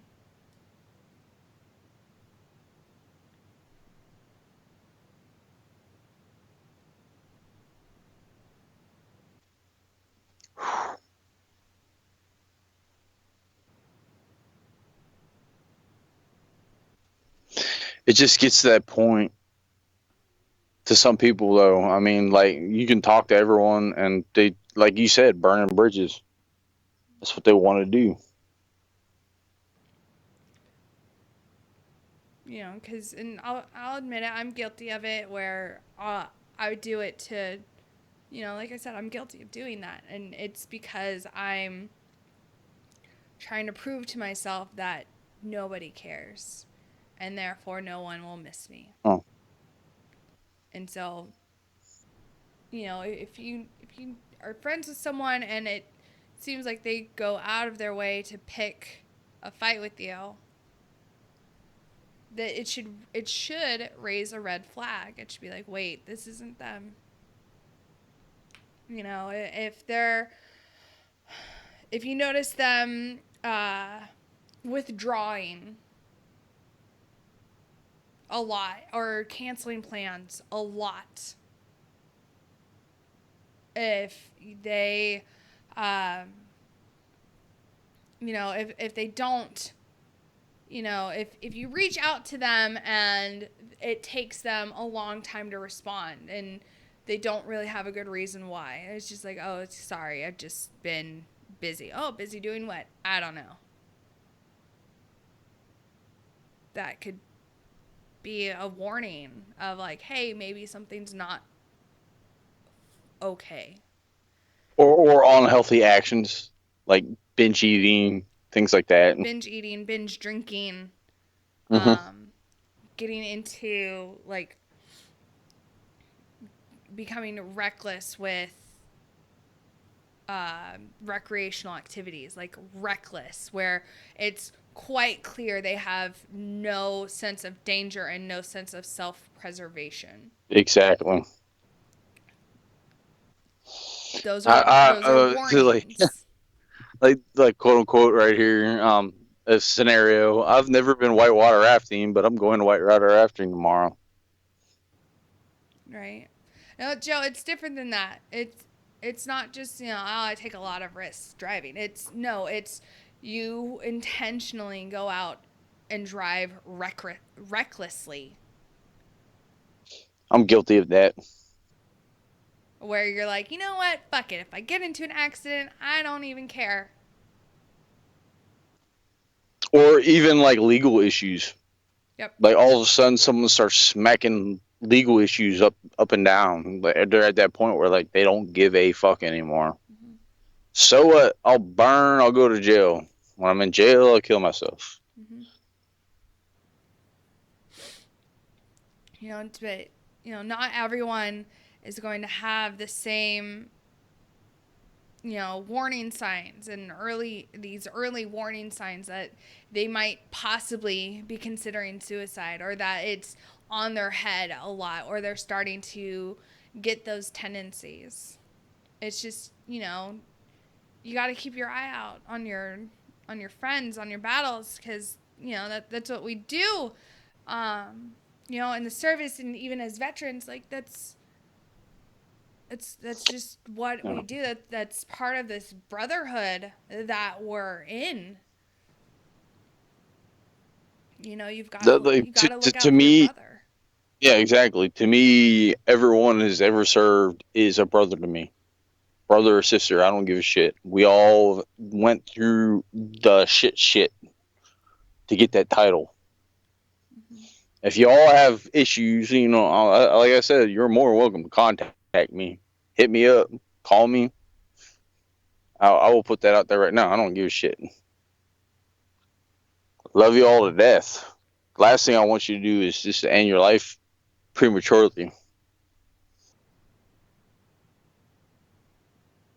You know, and then I think that's why, you know, and I'll say, you know, I love life. I love living. So when I get into these pits of like despair, if you will, it's all consuming, and it's enveloping, and that's all I can think about. But that's why I reach out to people, because you know, I don't personally, I don't want to die. It's just I don't see another way out. And so I start grasping, I start reaching, like, and hoping someone will reach back and grab back. And like I said, I was lucky and I reached out to the right person. Yeah, I might have picked a fight with him in order to do it. But you know, I reached out and he grabbed back and he didn't let me go. So just we cannot beat this dead horse enough. If you are thinking about suicide, if you're having these self-harm tendencies, if you're having suicidal thoughts, tendencies, reach out to someone. You know, you If you're guys having fucked up dreams, just reach out. reach The out. dreams are the worst. Yeah. I fully agree. If you're having these suicidal dreams, you guys reach out. And I, you know, like Puka and I have said, we understand the dreams. We get that. We both of us can empathize with these thoughts, with these dreams, with these feelings, with these actions, even of actually taking steps to end everything. We've both done it.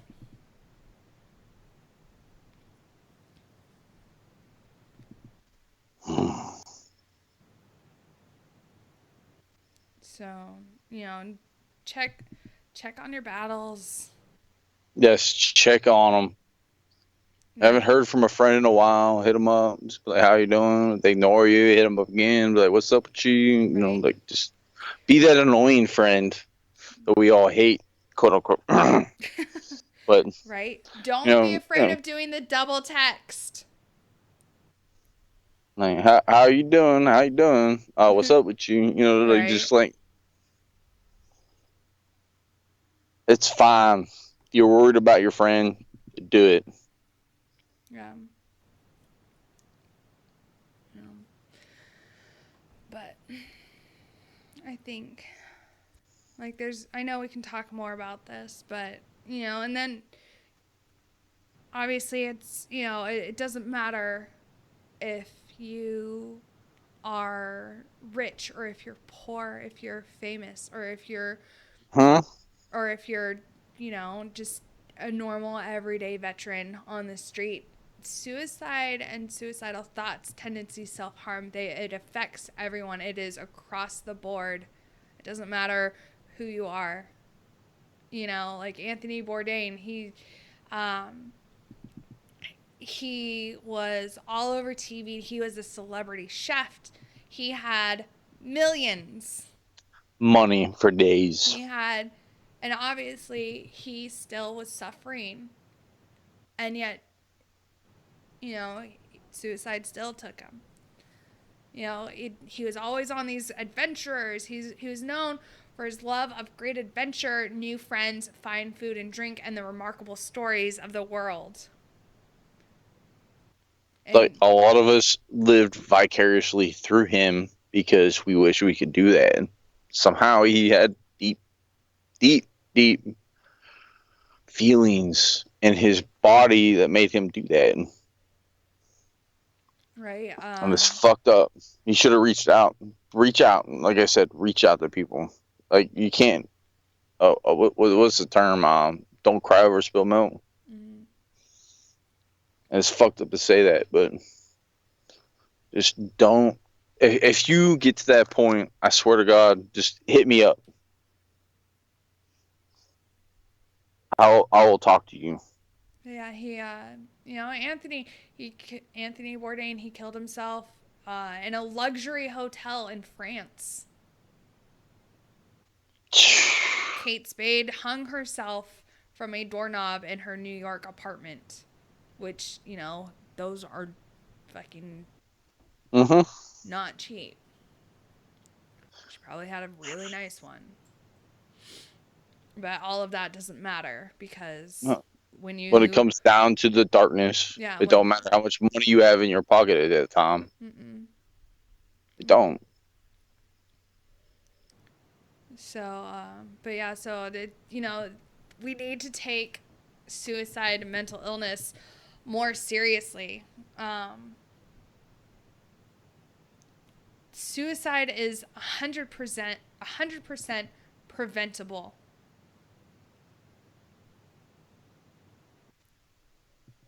It is. I agree with you on that. It really is. Like, if anything, I'm fucking proof of that.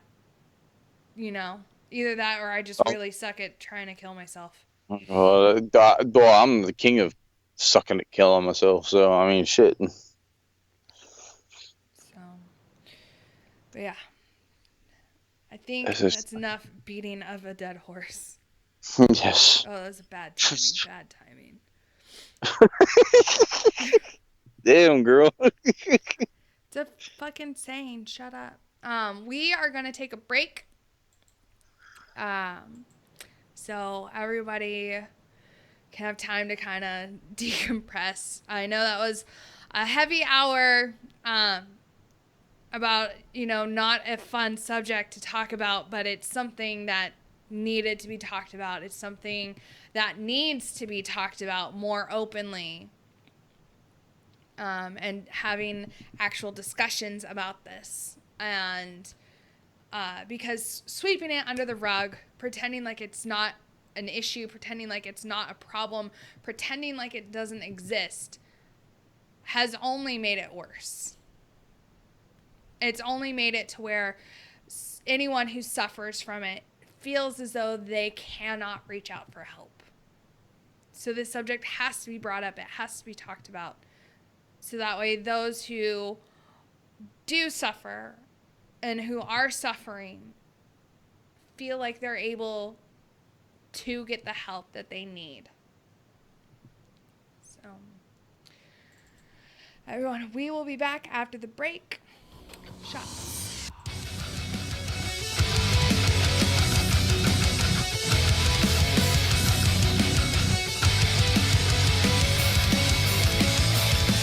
In the fire, give to your own desire and lose the life that we made. What hurts the most is how we live to boast about the ones we betrayed. And we're gone. We know the end is here. Don't try to fight it.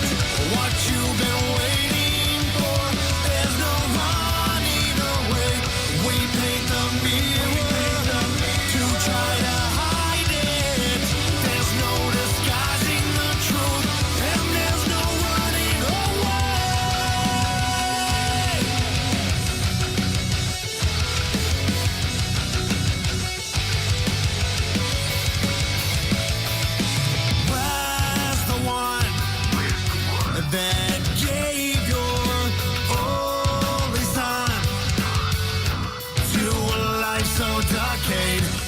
next to you as he tries to hide the truth.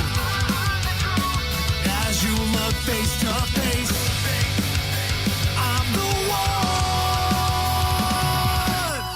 We know the end is here. Don't try to fight it. What you've been waiting for, there's no running away. We paint the mirror to try to hide it. There's no disguising the truth, and there's no running away.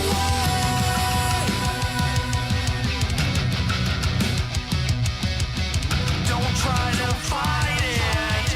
You cannot hide it. Maybe one day you will finally see that we are our own enemy.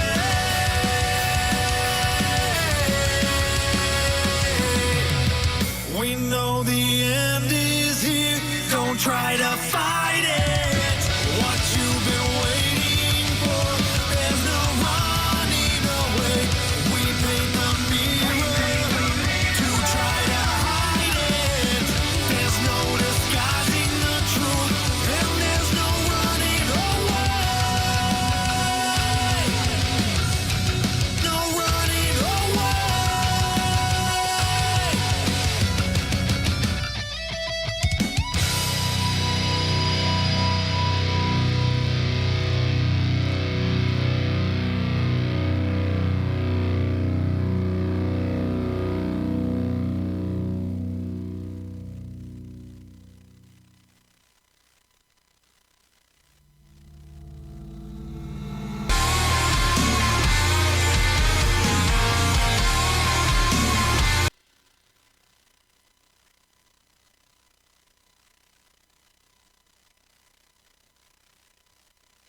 Hello, no one is available to take your call. Please leave a message after the tone.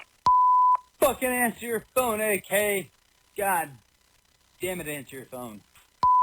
I heard somebody talking about anal sex on the radio, so I figured I'd give my story. Give me a call back. Alright, bye. Hello. I don't know what you're trying to do with all these British accents, but I'd really like it if you could call me back so I could read something for you. Bollocks. I just burnt my hair with my, rolled marijuana. Stupid strawberries and crumpets. I don't like it. Have a good day. Hey baby, you gave me your number in the fucking bar. This is fucking Lewis. How you doing? Don't know why you ran off in such a rush. Yeah. I know you're digging my vibe, baby. Just give me a call back. You know the number. Go fuck yourself, Bobby. Hey, just want to talk about your guys' radio show and how awesome it is and the other guys sucked.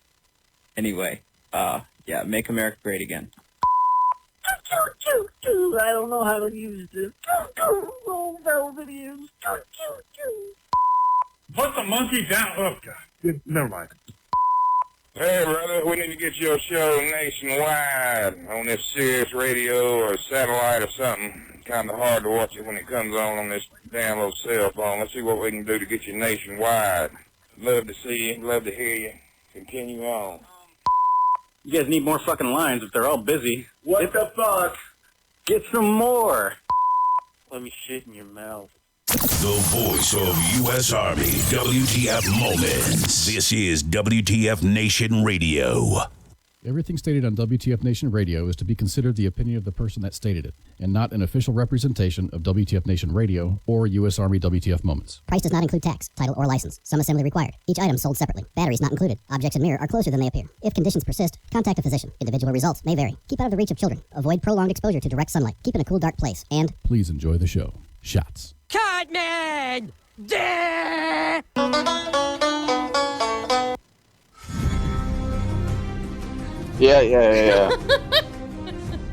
Welcome back, everybody. to part 3 of Friday Night Freedom. If you're still with us after that rough second hour where we talked about some heavy shit, awesome. Thank you for sticking around. Yeah. Again, it was, like I said before, it's a subject that we need to talk about. We need to have more conversations about it. Doesn't make it an easy subject to talk about or a pleasant one, but, you know, gotta do it. So, goodness. Sometimes the hardest subjects are I don't know, I was trying to come up with some whimsical kind of thing, but I mean, yeah, the hardest ones are the ones that are overlooked. Yeah, that's true. So. Yeah. Anyways, gotta move on. So, there was an election in Georgia where 26-year-old won by 13 votes. Okay. She took her oath of office on the autobiography of Malcolm X. Okay. I don't see nothing wrong with that. So, a 26-year-old progressive candidate and hip-hop artist who won a local Georgia election by just 13 votes last month took her oath of office Tuesday, not upon a Bible, but a copy of autobiography of Malcolm X.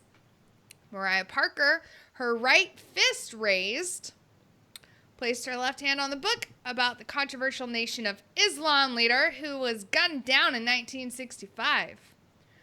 Parker's mother held the worn paperback as Parker took the oath of office for the Athens-Clarke County Commission. She then took her seat among the other commissioners. Now,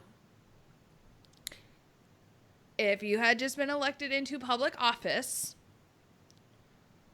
one, would you put your hand up in like a Black Power salute? And then two, would you take this oath wearing jeans and a raggedy t-shirt? I mean, oh God, you gave me rant and raving, but that's her right. So, really is. Apparently, she attends the University of Georgia. She's a doctoral candidate in linguistics. She's known by her hip. Yeah, right. So it's not like she's dumb. Yeah, she's smart. She's known by her hip hop stage name, Lingua Franca. She said, my platform centers around economic and racial justice. The policies of this town have been structured deliberately to ensure that a certain class of people will continue to thrive and a certain class of people will continue to not. So Parker told the flagpole that the local Black community suffers from lack of resources. She says that the racists have all the money, so it's economically advantageous to cater to them, she added, which noted Parker's top priority as a commissioner is earmarking 30% of Athens contracts for Black and Latino-owned companies. See, that right there is, I don't agree with that. There's borderline racism at that point. Borderline?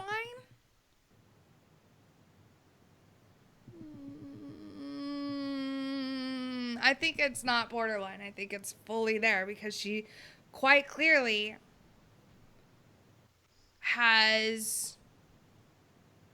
Well, she said the race thing. Yeah, she it's quite clear. She didn't put it into words, but the intent was there. The subline context was there. and stating that she has no interest in serving the white people of the community and is specifically looking out for the Black and Latino people of the community, which I thought the definition of racism was thinking that one race was like inferior than the others, or like one race in particular was superior than all the others, and treating the one that you have prejudice against differently than all the others. Well, they're doing that in South Africa right now. The best thing you can do right now, if you're in that county, is move the fuck out. Yeah. Sell your home, move the fuck out. So, but yeah, she took her oath on the Malcolm X autobiography, and I agree with what Kaz said, in that with her swearing in raggedy jeans and a torn up shirt, to me, you know, if you're going into a political role and you're gonna be in that position, you need to dress the part. Show me that you're taking your job seriously.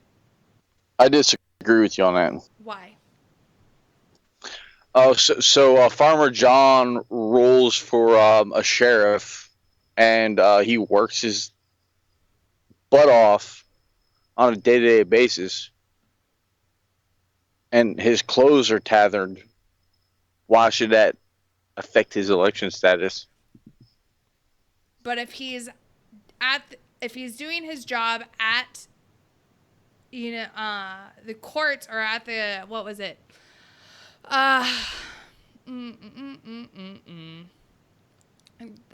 county commission, and like is being there in the courthouse with all these other commissioners, at least during session, she should be in a professional dress.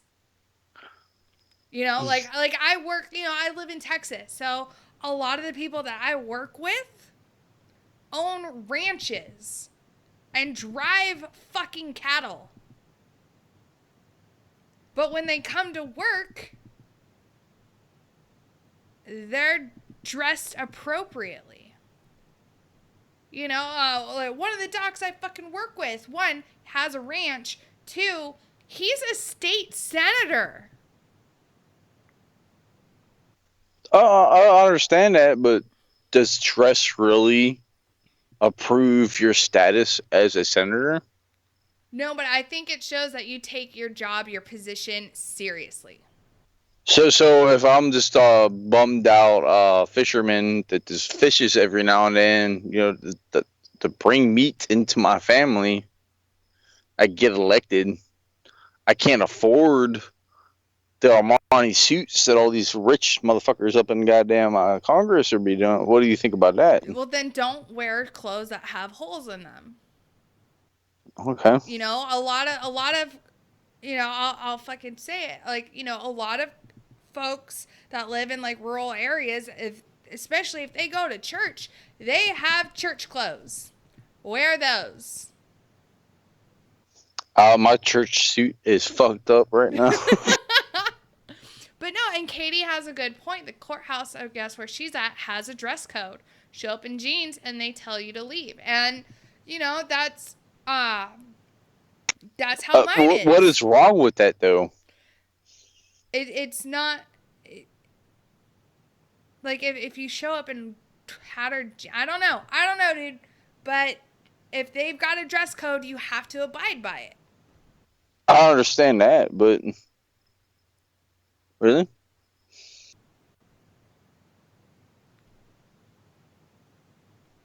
But yeah. I don't know. Owl says, show a little pride in yourself. You know, that's the beautiful thing about life, man. You go out there and, like...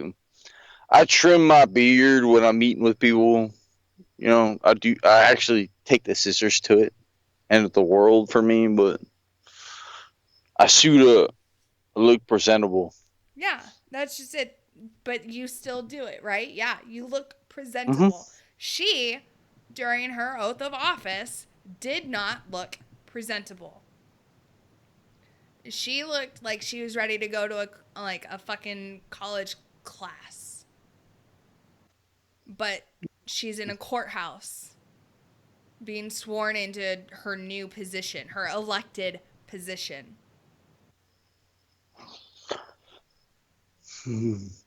Was it her term's 4 years? I don't know. It doesn't say. We'll see at the end of her term of her elected position how much she's changed. Yeah. Or if she gets reelected. But I think, and I understand, you can swear in on any book that you want. I think it's very telling what kind of person she is for the book that she chose. Oh, of course. You swear in on a book on someone who openly hated up until the end of his life anyone with white skin. Oh, God forbid I swear in on a Mein Kampf. Oh, God. Right? But see, you're right. If that's what you wanted to swear in on, yeah, people would be like, the fuck no, I is agree he with doing? that. But you could do it.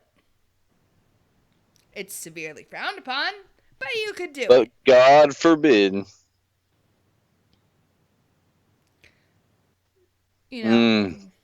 Double standards much. Oh, yeah.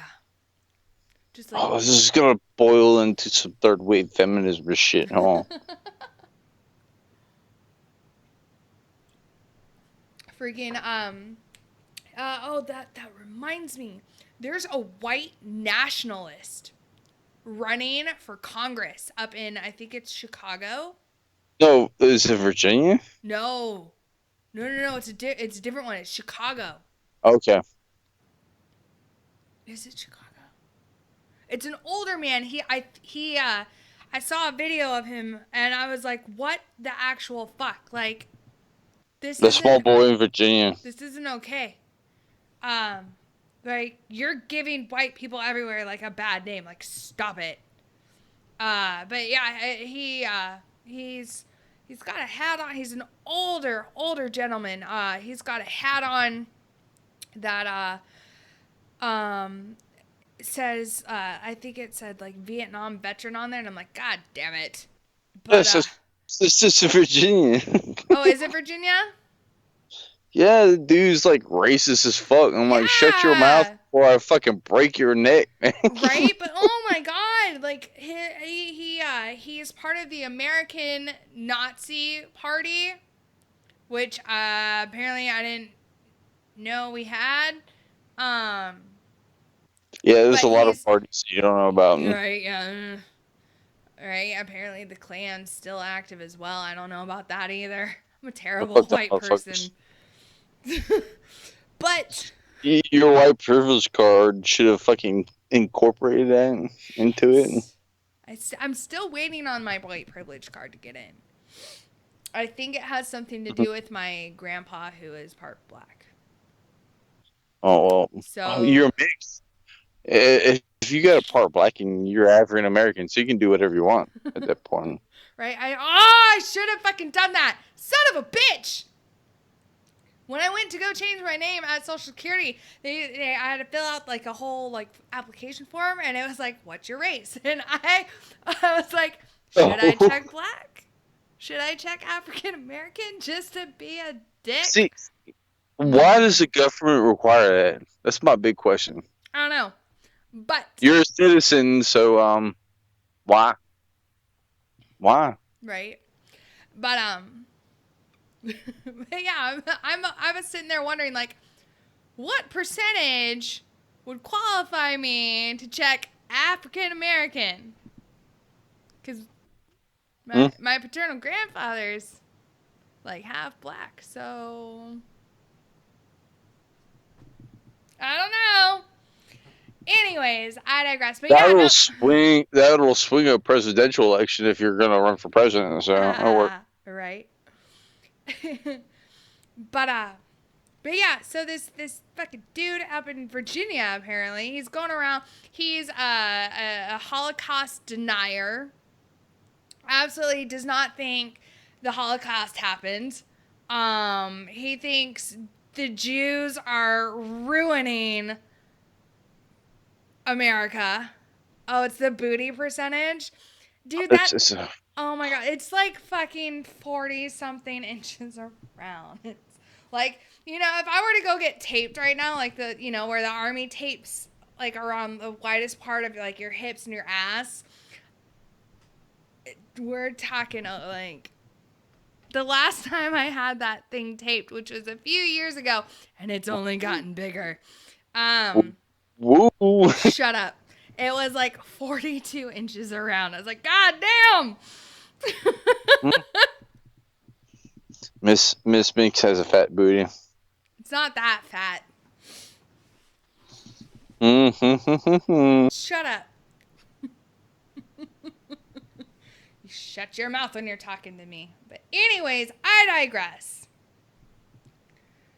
Ugh. Oh, that's true, cause that Rachel chick did it, and she's white as fuck. With no black ancestors.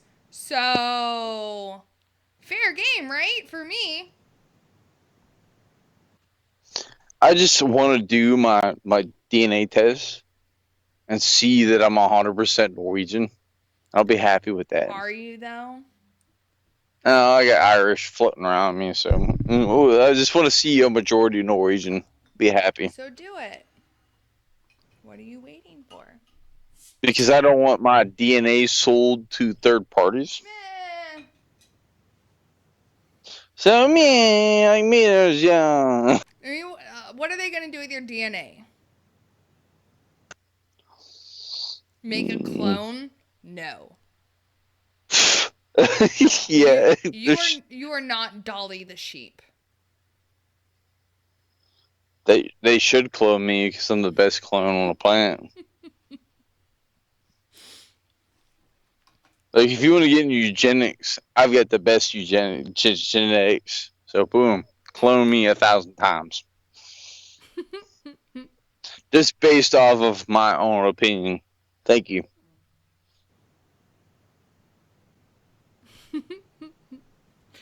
All right. So I have a question. What exactly is the G7 summit? It's the big. It's like they call it the G7. It's the big European Union motherfuckers meeting with Canada and the United States.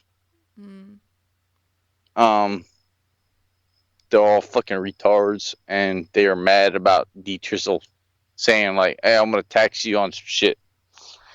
It's just I got from it.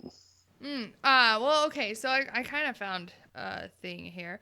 So apparently it was today in Quebec. And President Trump was up there, and he said that Russia needs to be readmitted to the Group of Seven, or G7. You found what? What? Hello? Are you there, Pookie?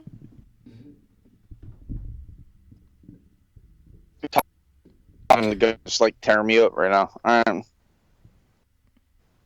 What? Am I broken and unclear right now? Well, no, not anymore. The G7 is like the big the corporation governments like Germany, France, all that shit. Mm-hmm. They meet together every year and discuss political shit. Well, D-Trizzle came out and said, I'm done with your shit. I'm only dealing for my country at this point. They're getting mad about it. He also said Russia should be part of it, but then, Russian collusion and shit. Well, he wants Russia to be readmitted. It's been 4 years since Russia has been expelled over the annexation of Crimea.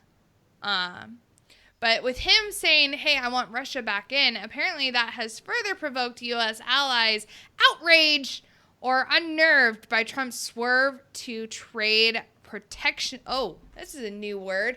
Protectionism. God forbid Russia and the United States be allies. Well, what would that do to the rest of the world?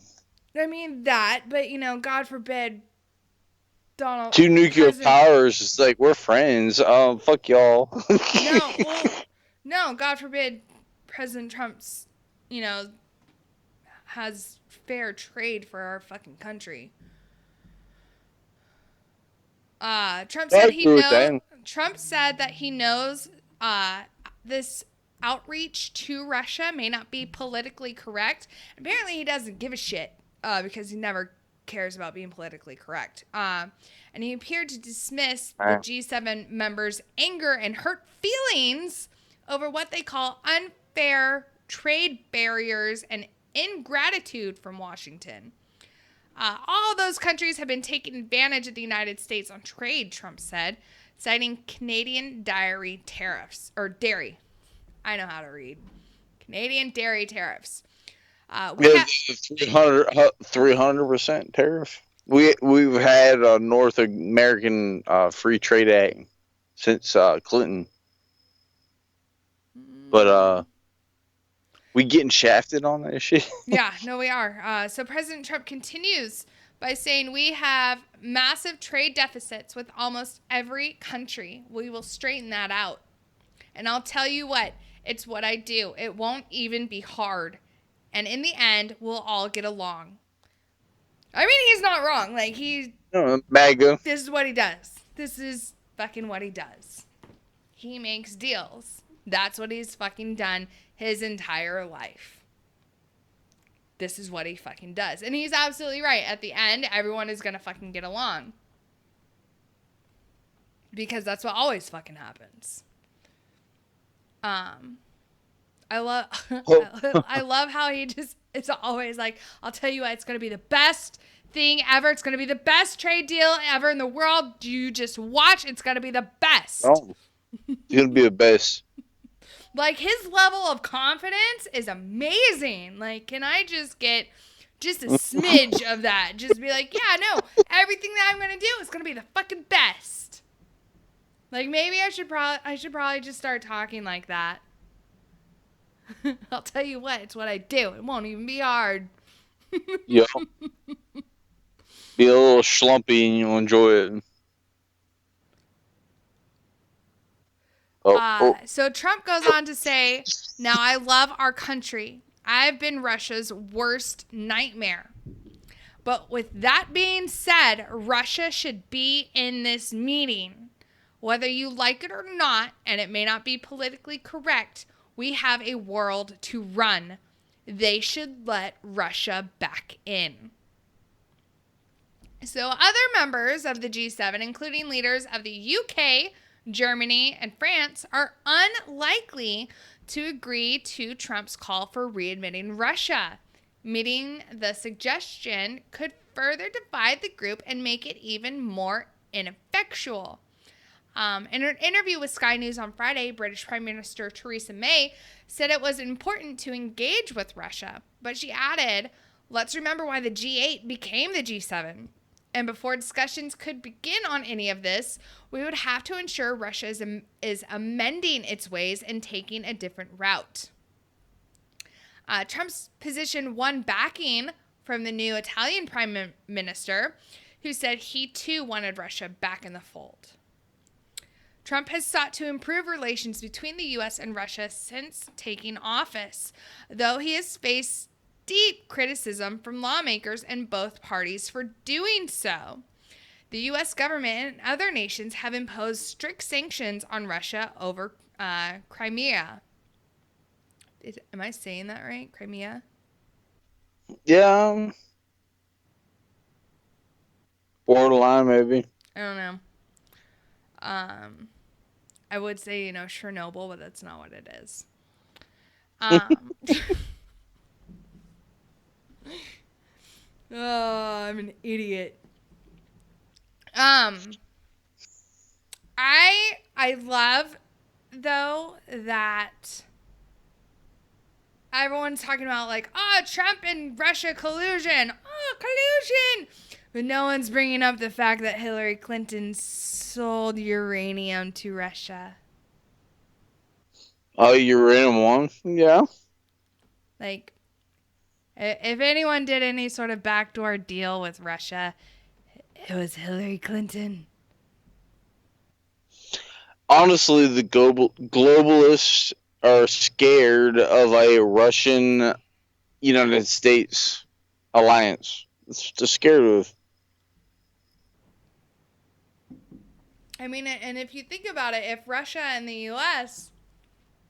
were to actually, like, the last time Russia and the U.S. were on good terms, we ended a world war. Exactly.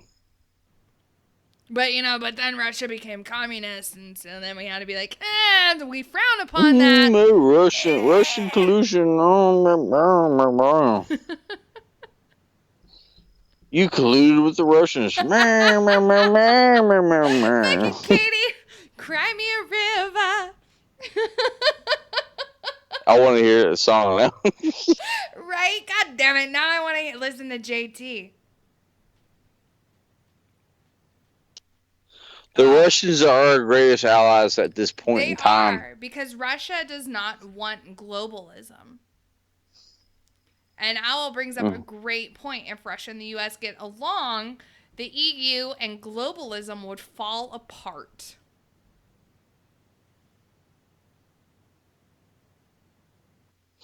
But man, socialism. The Russians have already dealt with socialism. They've dealt with communism. It killed the majority of their people. Yeah, they know the right way to do this shit. Right.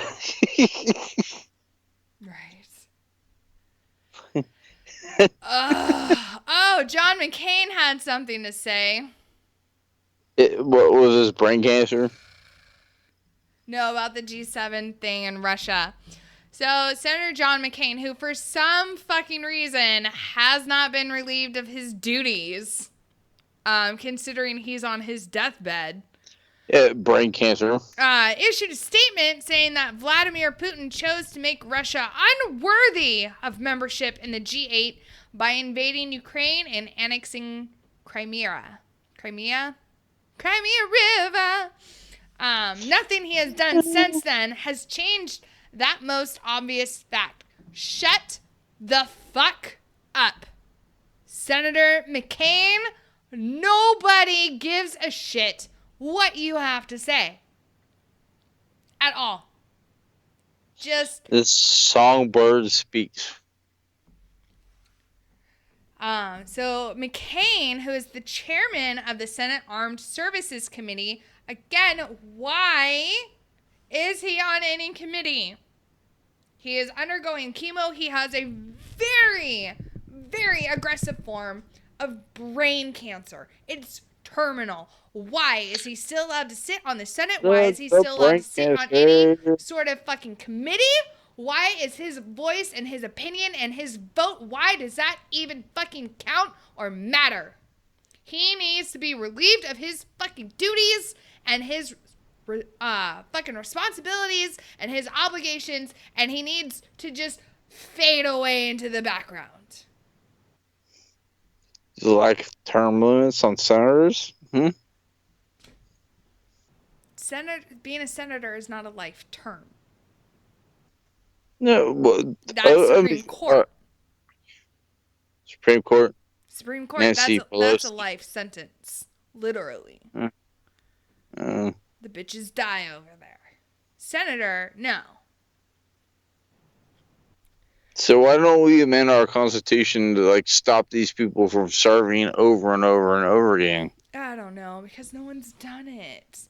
Although President Trump has said that he is completely in favor of term limits, and it needs to happen. So I don't know if that needs to be an executive order that then gets signed into law. I don't know.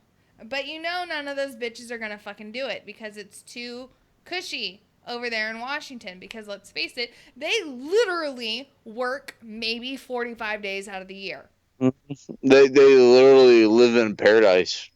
And yet they get paid over $100,000, $150,000 to do nothing. For the rest of their life, they're going to be paid. Even if they only serve one fucking term. They get that salary for the rest of their life.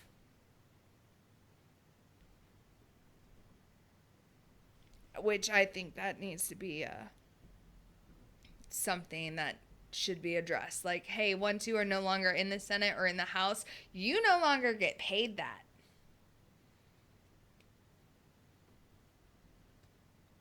But, you know. No, well, whatever. Because, you know, they're super quick to approve their fucking budget and their fucking paychecks and their pay raises. But goddamn, when it comes to the budget for the rest of the fucking country, we're gonna sit on this. So I really hope. But Black Lives Matter, right? I guess. I mean, they do, but not above anybody else's. That's their premises. Oh, yeah, no, their lives are not any more important than anybody else's.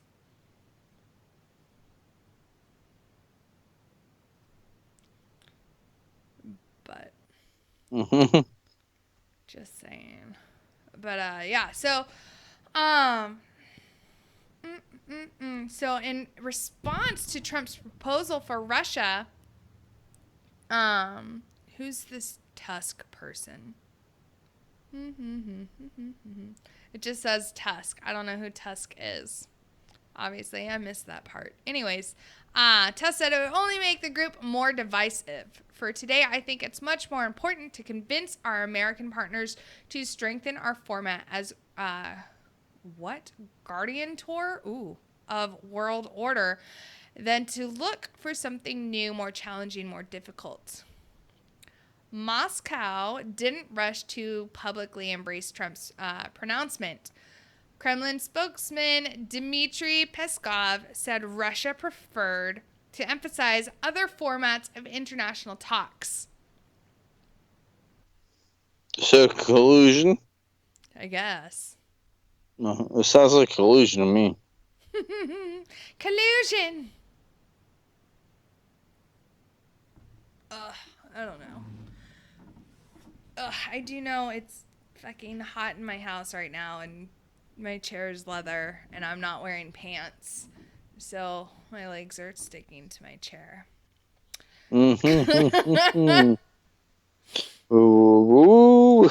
No one sees that I'm not wearing pants, like, ever, or any time that I fucking broadcast. But you just put that mental image to a million people. So, That's right. They can think it. It doesn't mean they're gonna see it.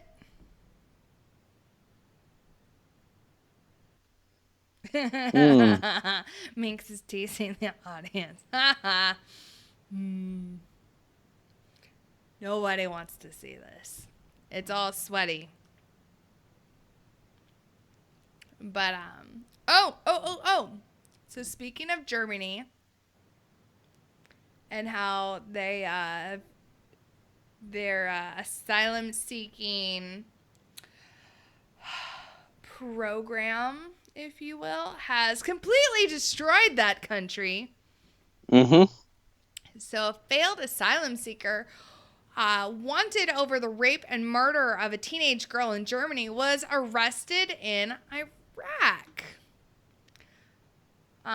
So Bashar, I guess that's his name, was arrested by Kurdish authorities in northern Iraq at the request of German federal police, said German Interior Minister Horst Seehofer. I'm butchering all of these names. I need... Who speaks German? I speaks German. Yeah, Shalem. Right? So, the case renews pressure on Angela Merkel's government over her immigration policy, or, her lack of immigration policy. Merkel is the future Hitler. Just saying. I'm not sure about that. I mean, No. in a way, okay, yes, in a way, yes, I can see it, because if you think about it, Germany is the center of the EU, right? And in fact, yeah. Germany controls the euro, which all countries in Europe, like who are part of the EU, use. So in essence, if you think about it, Germany has taken over Europe. And they didn't even have to, invade a country. They just invaded the country's banks.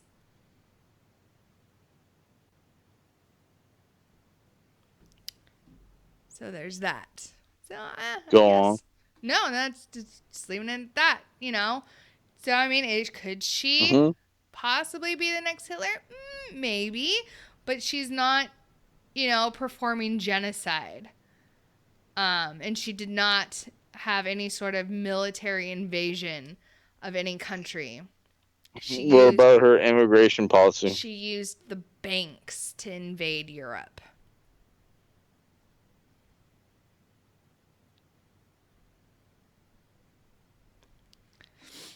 But, so the far-right party, AfD, which rallied against Germany opening its borders at the height of Europe's refugee crisis in 2015, has called for the chancellor's resignation.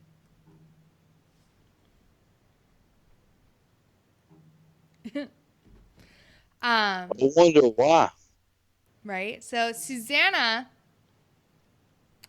is a new victim of the egotistical and hypocritical welcoming policy of Chancellor Angela Merkel, said AfD Chief Alice Weidel.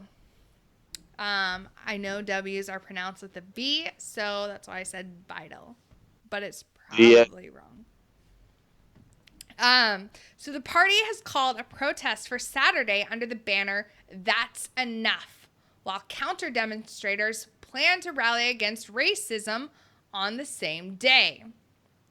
So a failed Iraqi asylum seeker suspected of raping and murdering a 14-year-old girl in Germany was arrested overnight. So the guy who they arrested, this Bashar dude, is 20. He's accused of strangling and raping 14-year-old Susanna Maria Feldman, who went missing in May 22nd.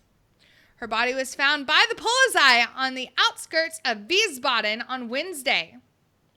Bashar's escape sparked outrage when cops hunting the fugitive admitted that he had fled with his family before being caught. Germany has seen the arrival of more than 1 million asylum seekers over 2 years. Bashar arrived in 2015 along with his parents and 5 siblings.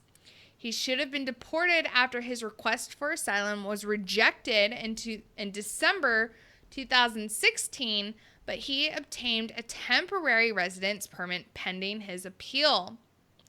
During this time, he got into trouble with the Polizei on several occasions, including for alleged robbery and possession of an illegal switchblade and fighting. He was also among the suspects of the sexual assault of an 11-year-old girl living in the same refugee shelter. He managed to fly out of Dusseldorf airport with his family, even though the names on their identity documents did not match those on their airline tickets. So the top-selling tabloid said that the government should beg for forgiveness from Susanna's parents, and that the only thing worse than the murder of a child is the murder of a child by a criminal who should not have been in our country. Crimes like these are explosive for our society because they are bitter proof that this country does not have sufficient control over who is residing within our borders. It is unclear if Bashar would be tried before a German court, as there is no extradition agreement between Germany and Iraq. Schiofer, again, I'm sorry if I really just butchered that, said authorities would seek his return for trial. So the latest crime is reminiscent of another case involving the rape and murder of a student by an asylum seeker claiming to be from Afghanistan. So this Kavari dude was sentenced to life in jail in March for the deadly attack on medical student Maria Laudenberger, who was 19, in October 2016. Mm-mm.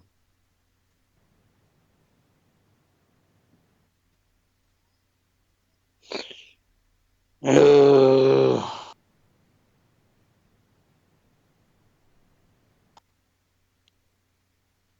it's completely true. Germany has gone to fucking shit in the No, last couple of Germany's years. gone to shit. Friggin' All of Europe has gone to shit in the last few years.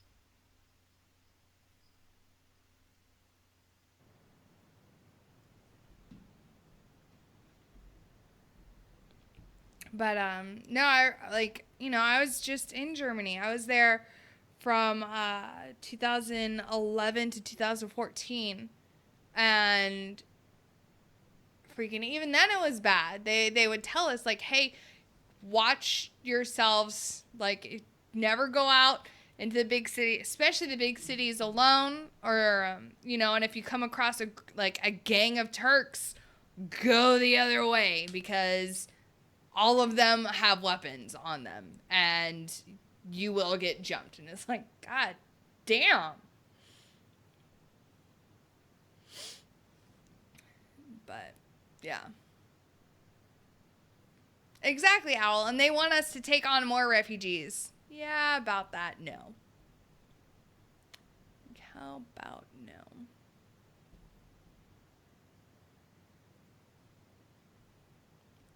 Pookie, are you there? Are you still alive? I'm sorry, I was distracted by some shit going on around me, but yeah, I'm here. Are you okay? No, I'm fine. I'm fine. How about you? Yeah. Are you alright? Yeah, I'm alright.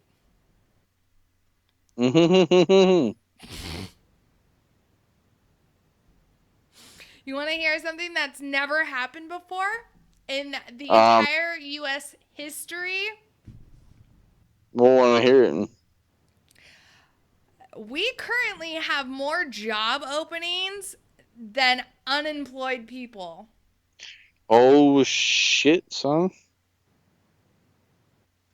So, according to labor statistics, there are 6.7 million job openings and just 6.4 million available workers to fill them. So what you're telling me is the government is offering a better salary not to work than what the job salary is right I at the don't moment. know about that. All I know is that there's jobs out there for if people are serious about wanting, looking for work, wanting work, the jobs are out there. Yeah. It's quite clear, and there's more jobs out there than there are people to fucking fill them. So in my brain, the natural thing should be like the natural minimum wage to go up. Because if you need workers, you pay them more. The government doesn't need to raise the minimum wage. What the $15 an hour we're talking about right now?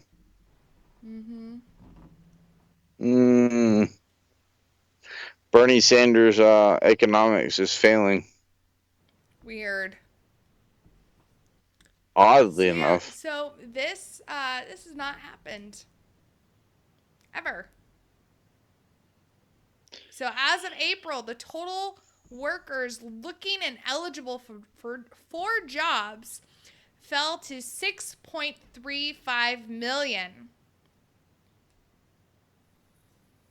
And the number fell even further in May to 6.06 million.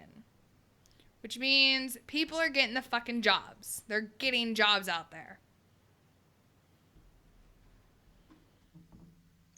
Are they being forced to get jobs? Is that what it is? I mean, if you're an adult and you're able to work, why would you choose? I mean, if I had the government handing me a goddamn paycheck every month, why would I work? I think that's the thing, though, with this administration is that they are cutting welfare benefits. So that if you are an able-bodied adult who is able to fucking work, they're going to put you to fucking work. And the jobs are fucking out there. Like I said, there's more job openings than there are people looking for work.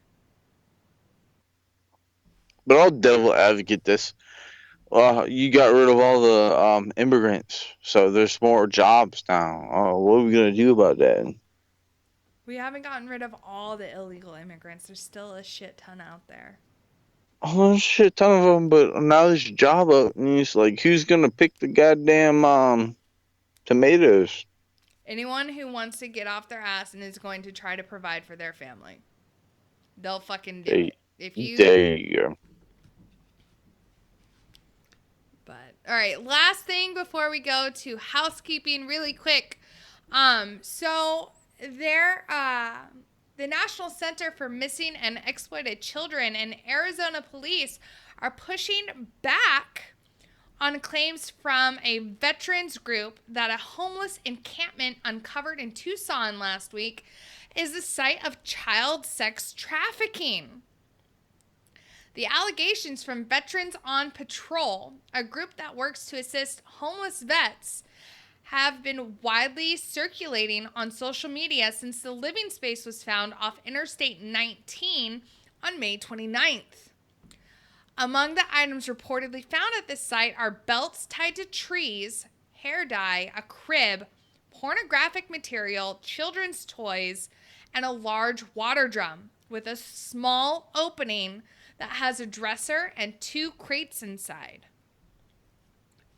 We are right there, and our city is right there. Our children are right there, and it's not my problem if it's not in my backyard. Lewis Author, one of the group's members, told KOLD TV, but now it's in our backyard, he said. This is a child sex trafficking camp that no one wants to talk about, that no one wants to do anything about, he claimed in a video last week while walking through the site. This isn't some horror set that some kids set up. This isn't a normal homeless camp that you would encounter doing what we do, he said. But the National Center for Missing and Exploited Children, in a Facebook post late Monday, denied that the encampment had anything to do with child sex trafficking, linking to a local news interview with police denying the claims. So the Tucson Police Department officers, detective, and command staff conducted a thorough inspection of the site, spoke to the reporting parties, and collected evidence, the department said Sunday. Based on the department's investigation to this point, there is no indication this camp is being used for any type of criminal activity, including human trafficking. Tucson police added they are working with the property owner and city officials to clean up the encampment and warn the public not to trespass on it.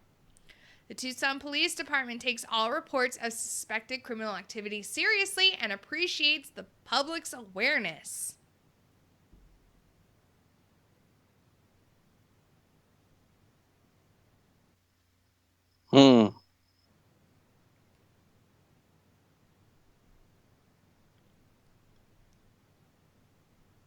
I think they should set up game cams, like trail cams.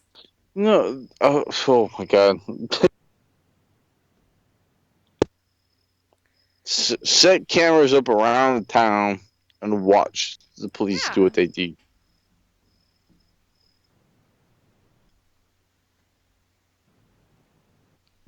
That's what trips me out about this, like, BLM movement. They're always talking about police brutality, but they don't realize that the way they protest, it makes the police not want to interfere with their community. Sounds backwards, but that's exactly what happens. So when a dude is making a crack deal on the side of a fucking corner somewhere, the police would more likely just roll by it than deal with it. And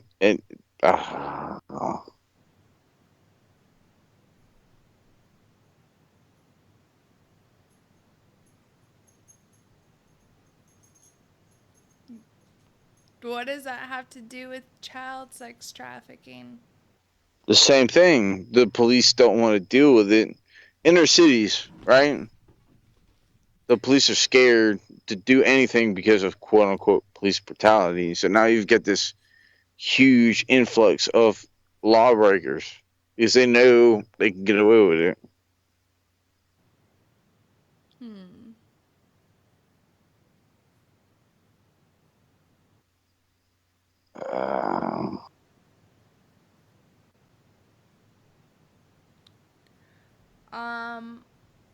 I don't think that's right, but like I don't agree with that. I think that in order for them to do anything, they have to, collect the evidence, and what they should do is set up game trail cameras to try to catch people in the act, to see what is really going on out there. They shouldn't just automatically dismiss it,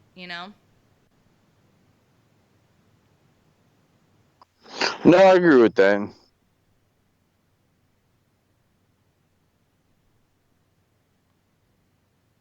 NCAUSE brings up a good point. There's a huge effort to combat sex trafficking and human trafficking,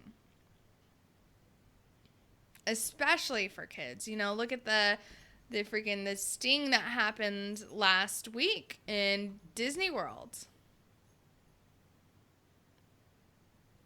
And a lot of times, like these guys who hunt pedos and who hunt down these sex traffickers, they don't want their prey, if you will, to know that they're onto them, because then the prey will run. Exactly.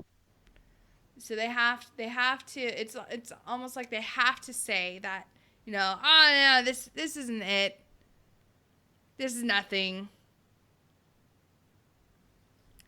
I'm going to keep my eye on what's going on in Arizona to see if anything comes of this.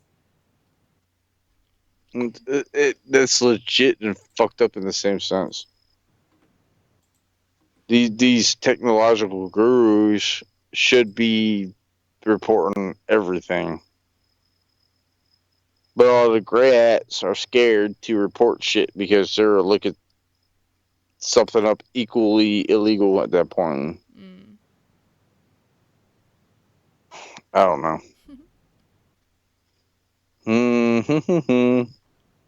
Right. You ready to do some housekeeping? Maybe. You sound like it. All right, y'all. So, upcoming guests for the next 2 weeks. On Monday, we've got Chris White and Bobby Henline from Freedom Hard. Freedom Hard is a unique brand that focuses attention on love, support, and defense of one's country of origin, and can be applied all over the world, no matter what country an individual is from. Next Tuesday, the 12th of June, we've got Joanna Mendoza, who is a Marine Corps and Navy veteran, and is currently an author, advocate, and speaker.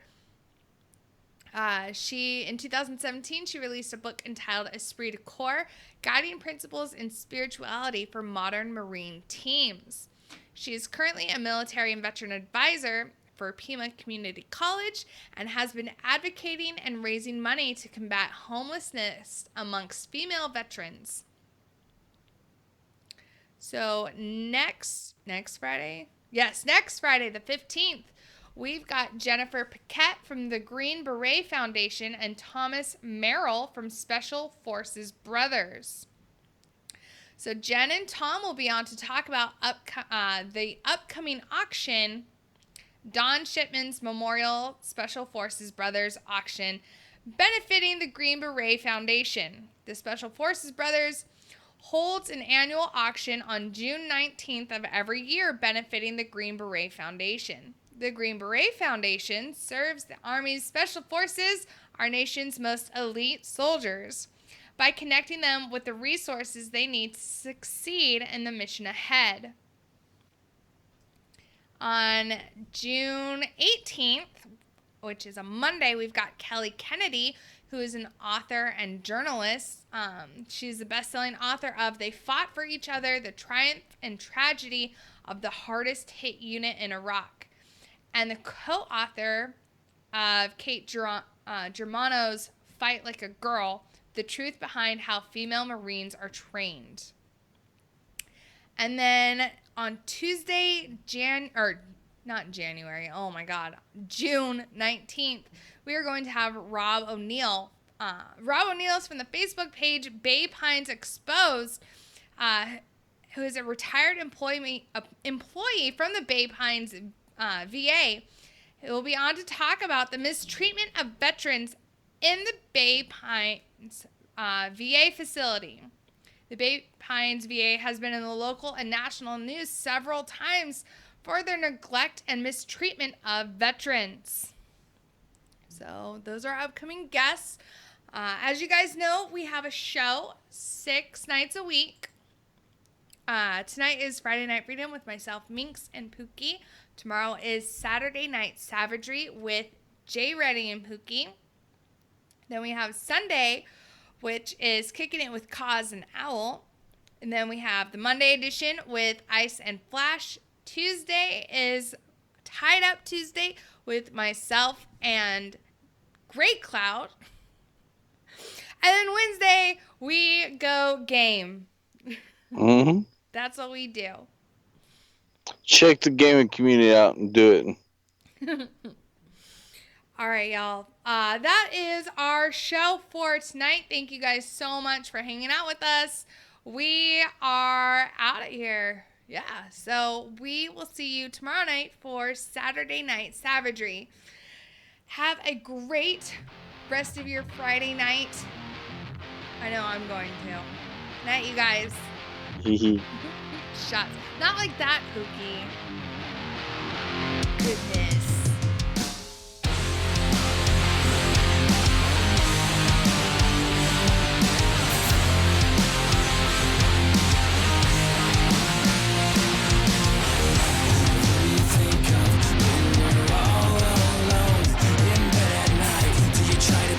Yourself that everything's gonna be alright. Can you feel that? There's a fire burning deep inside. Take the chance.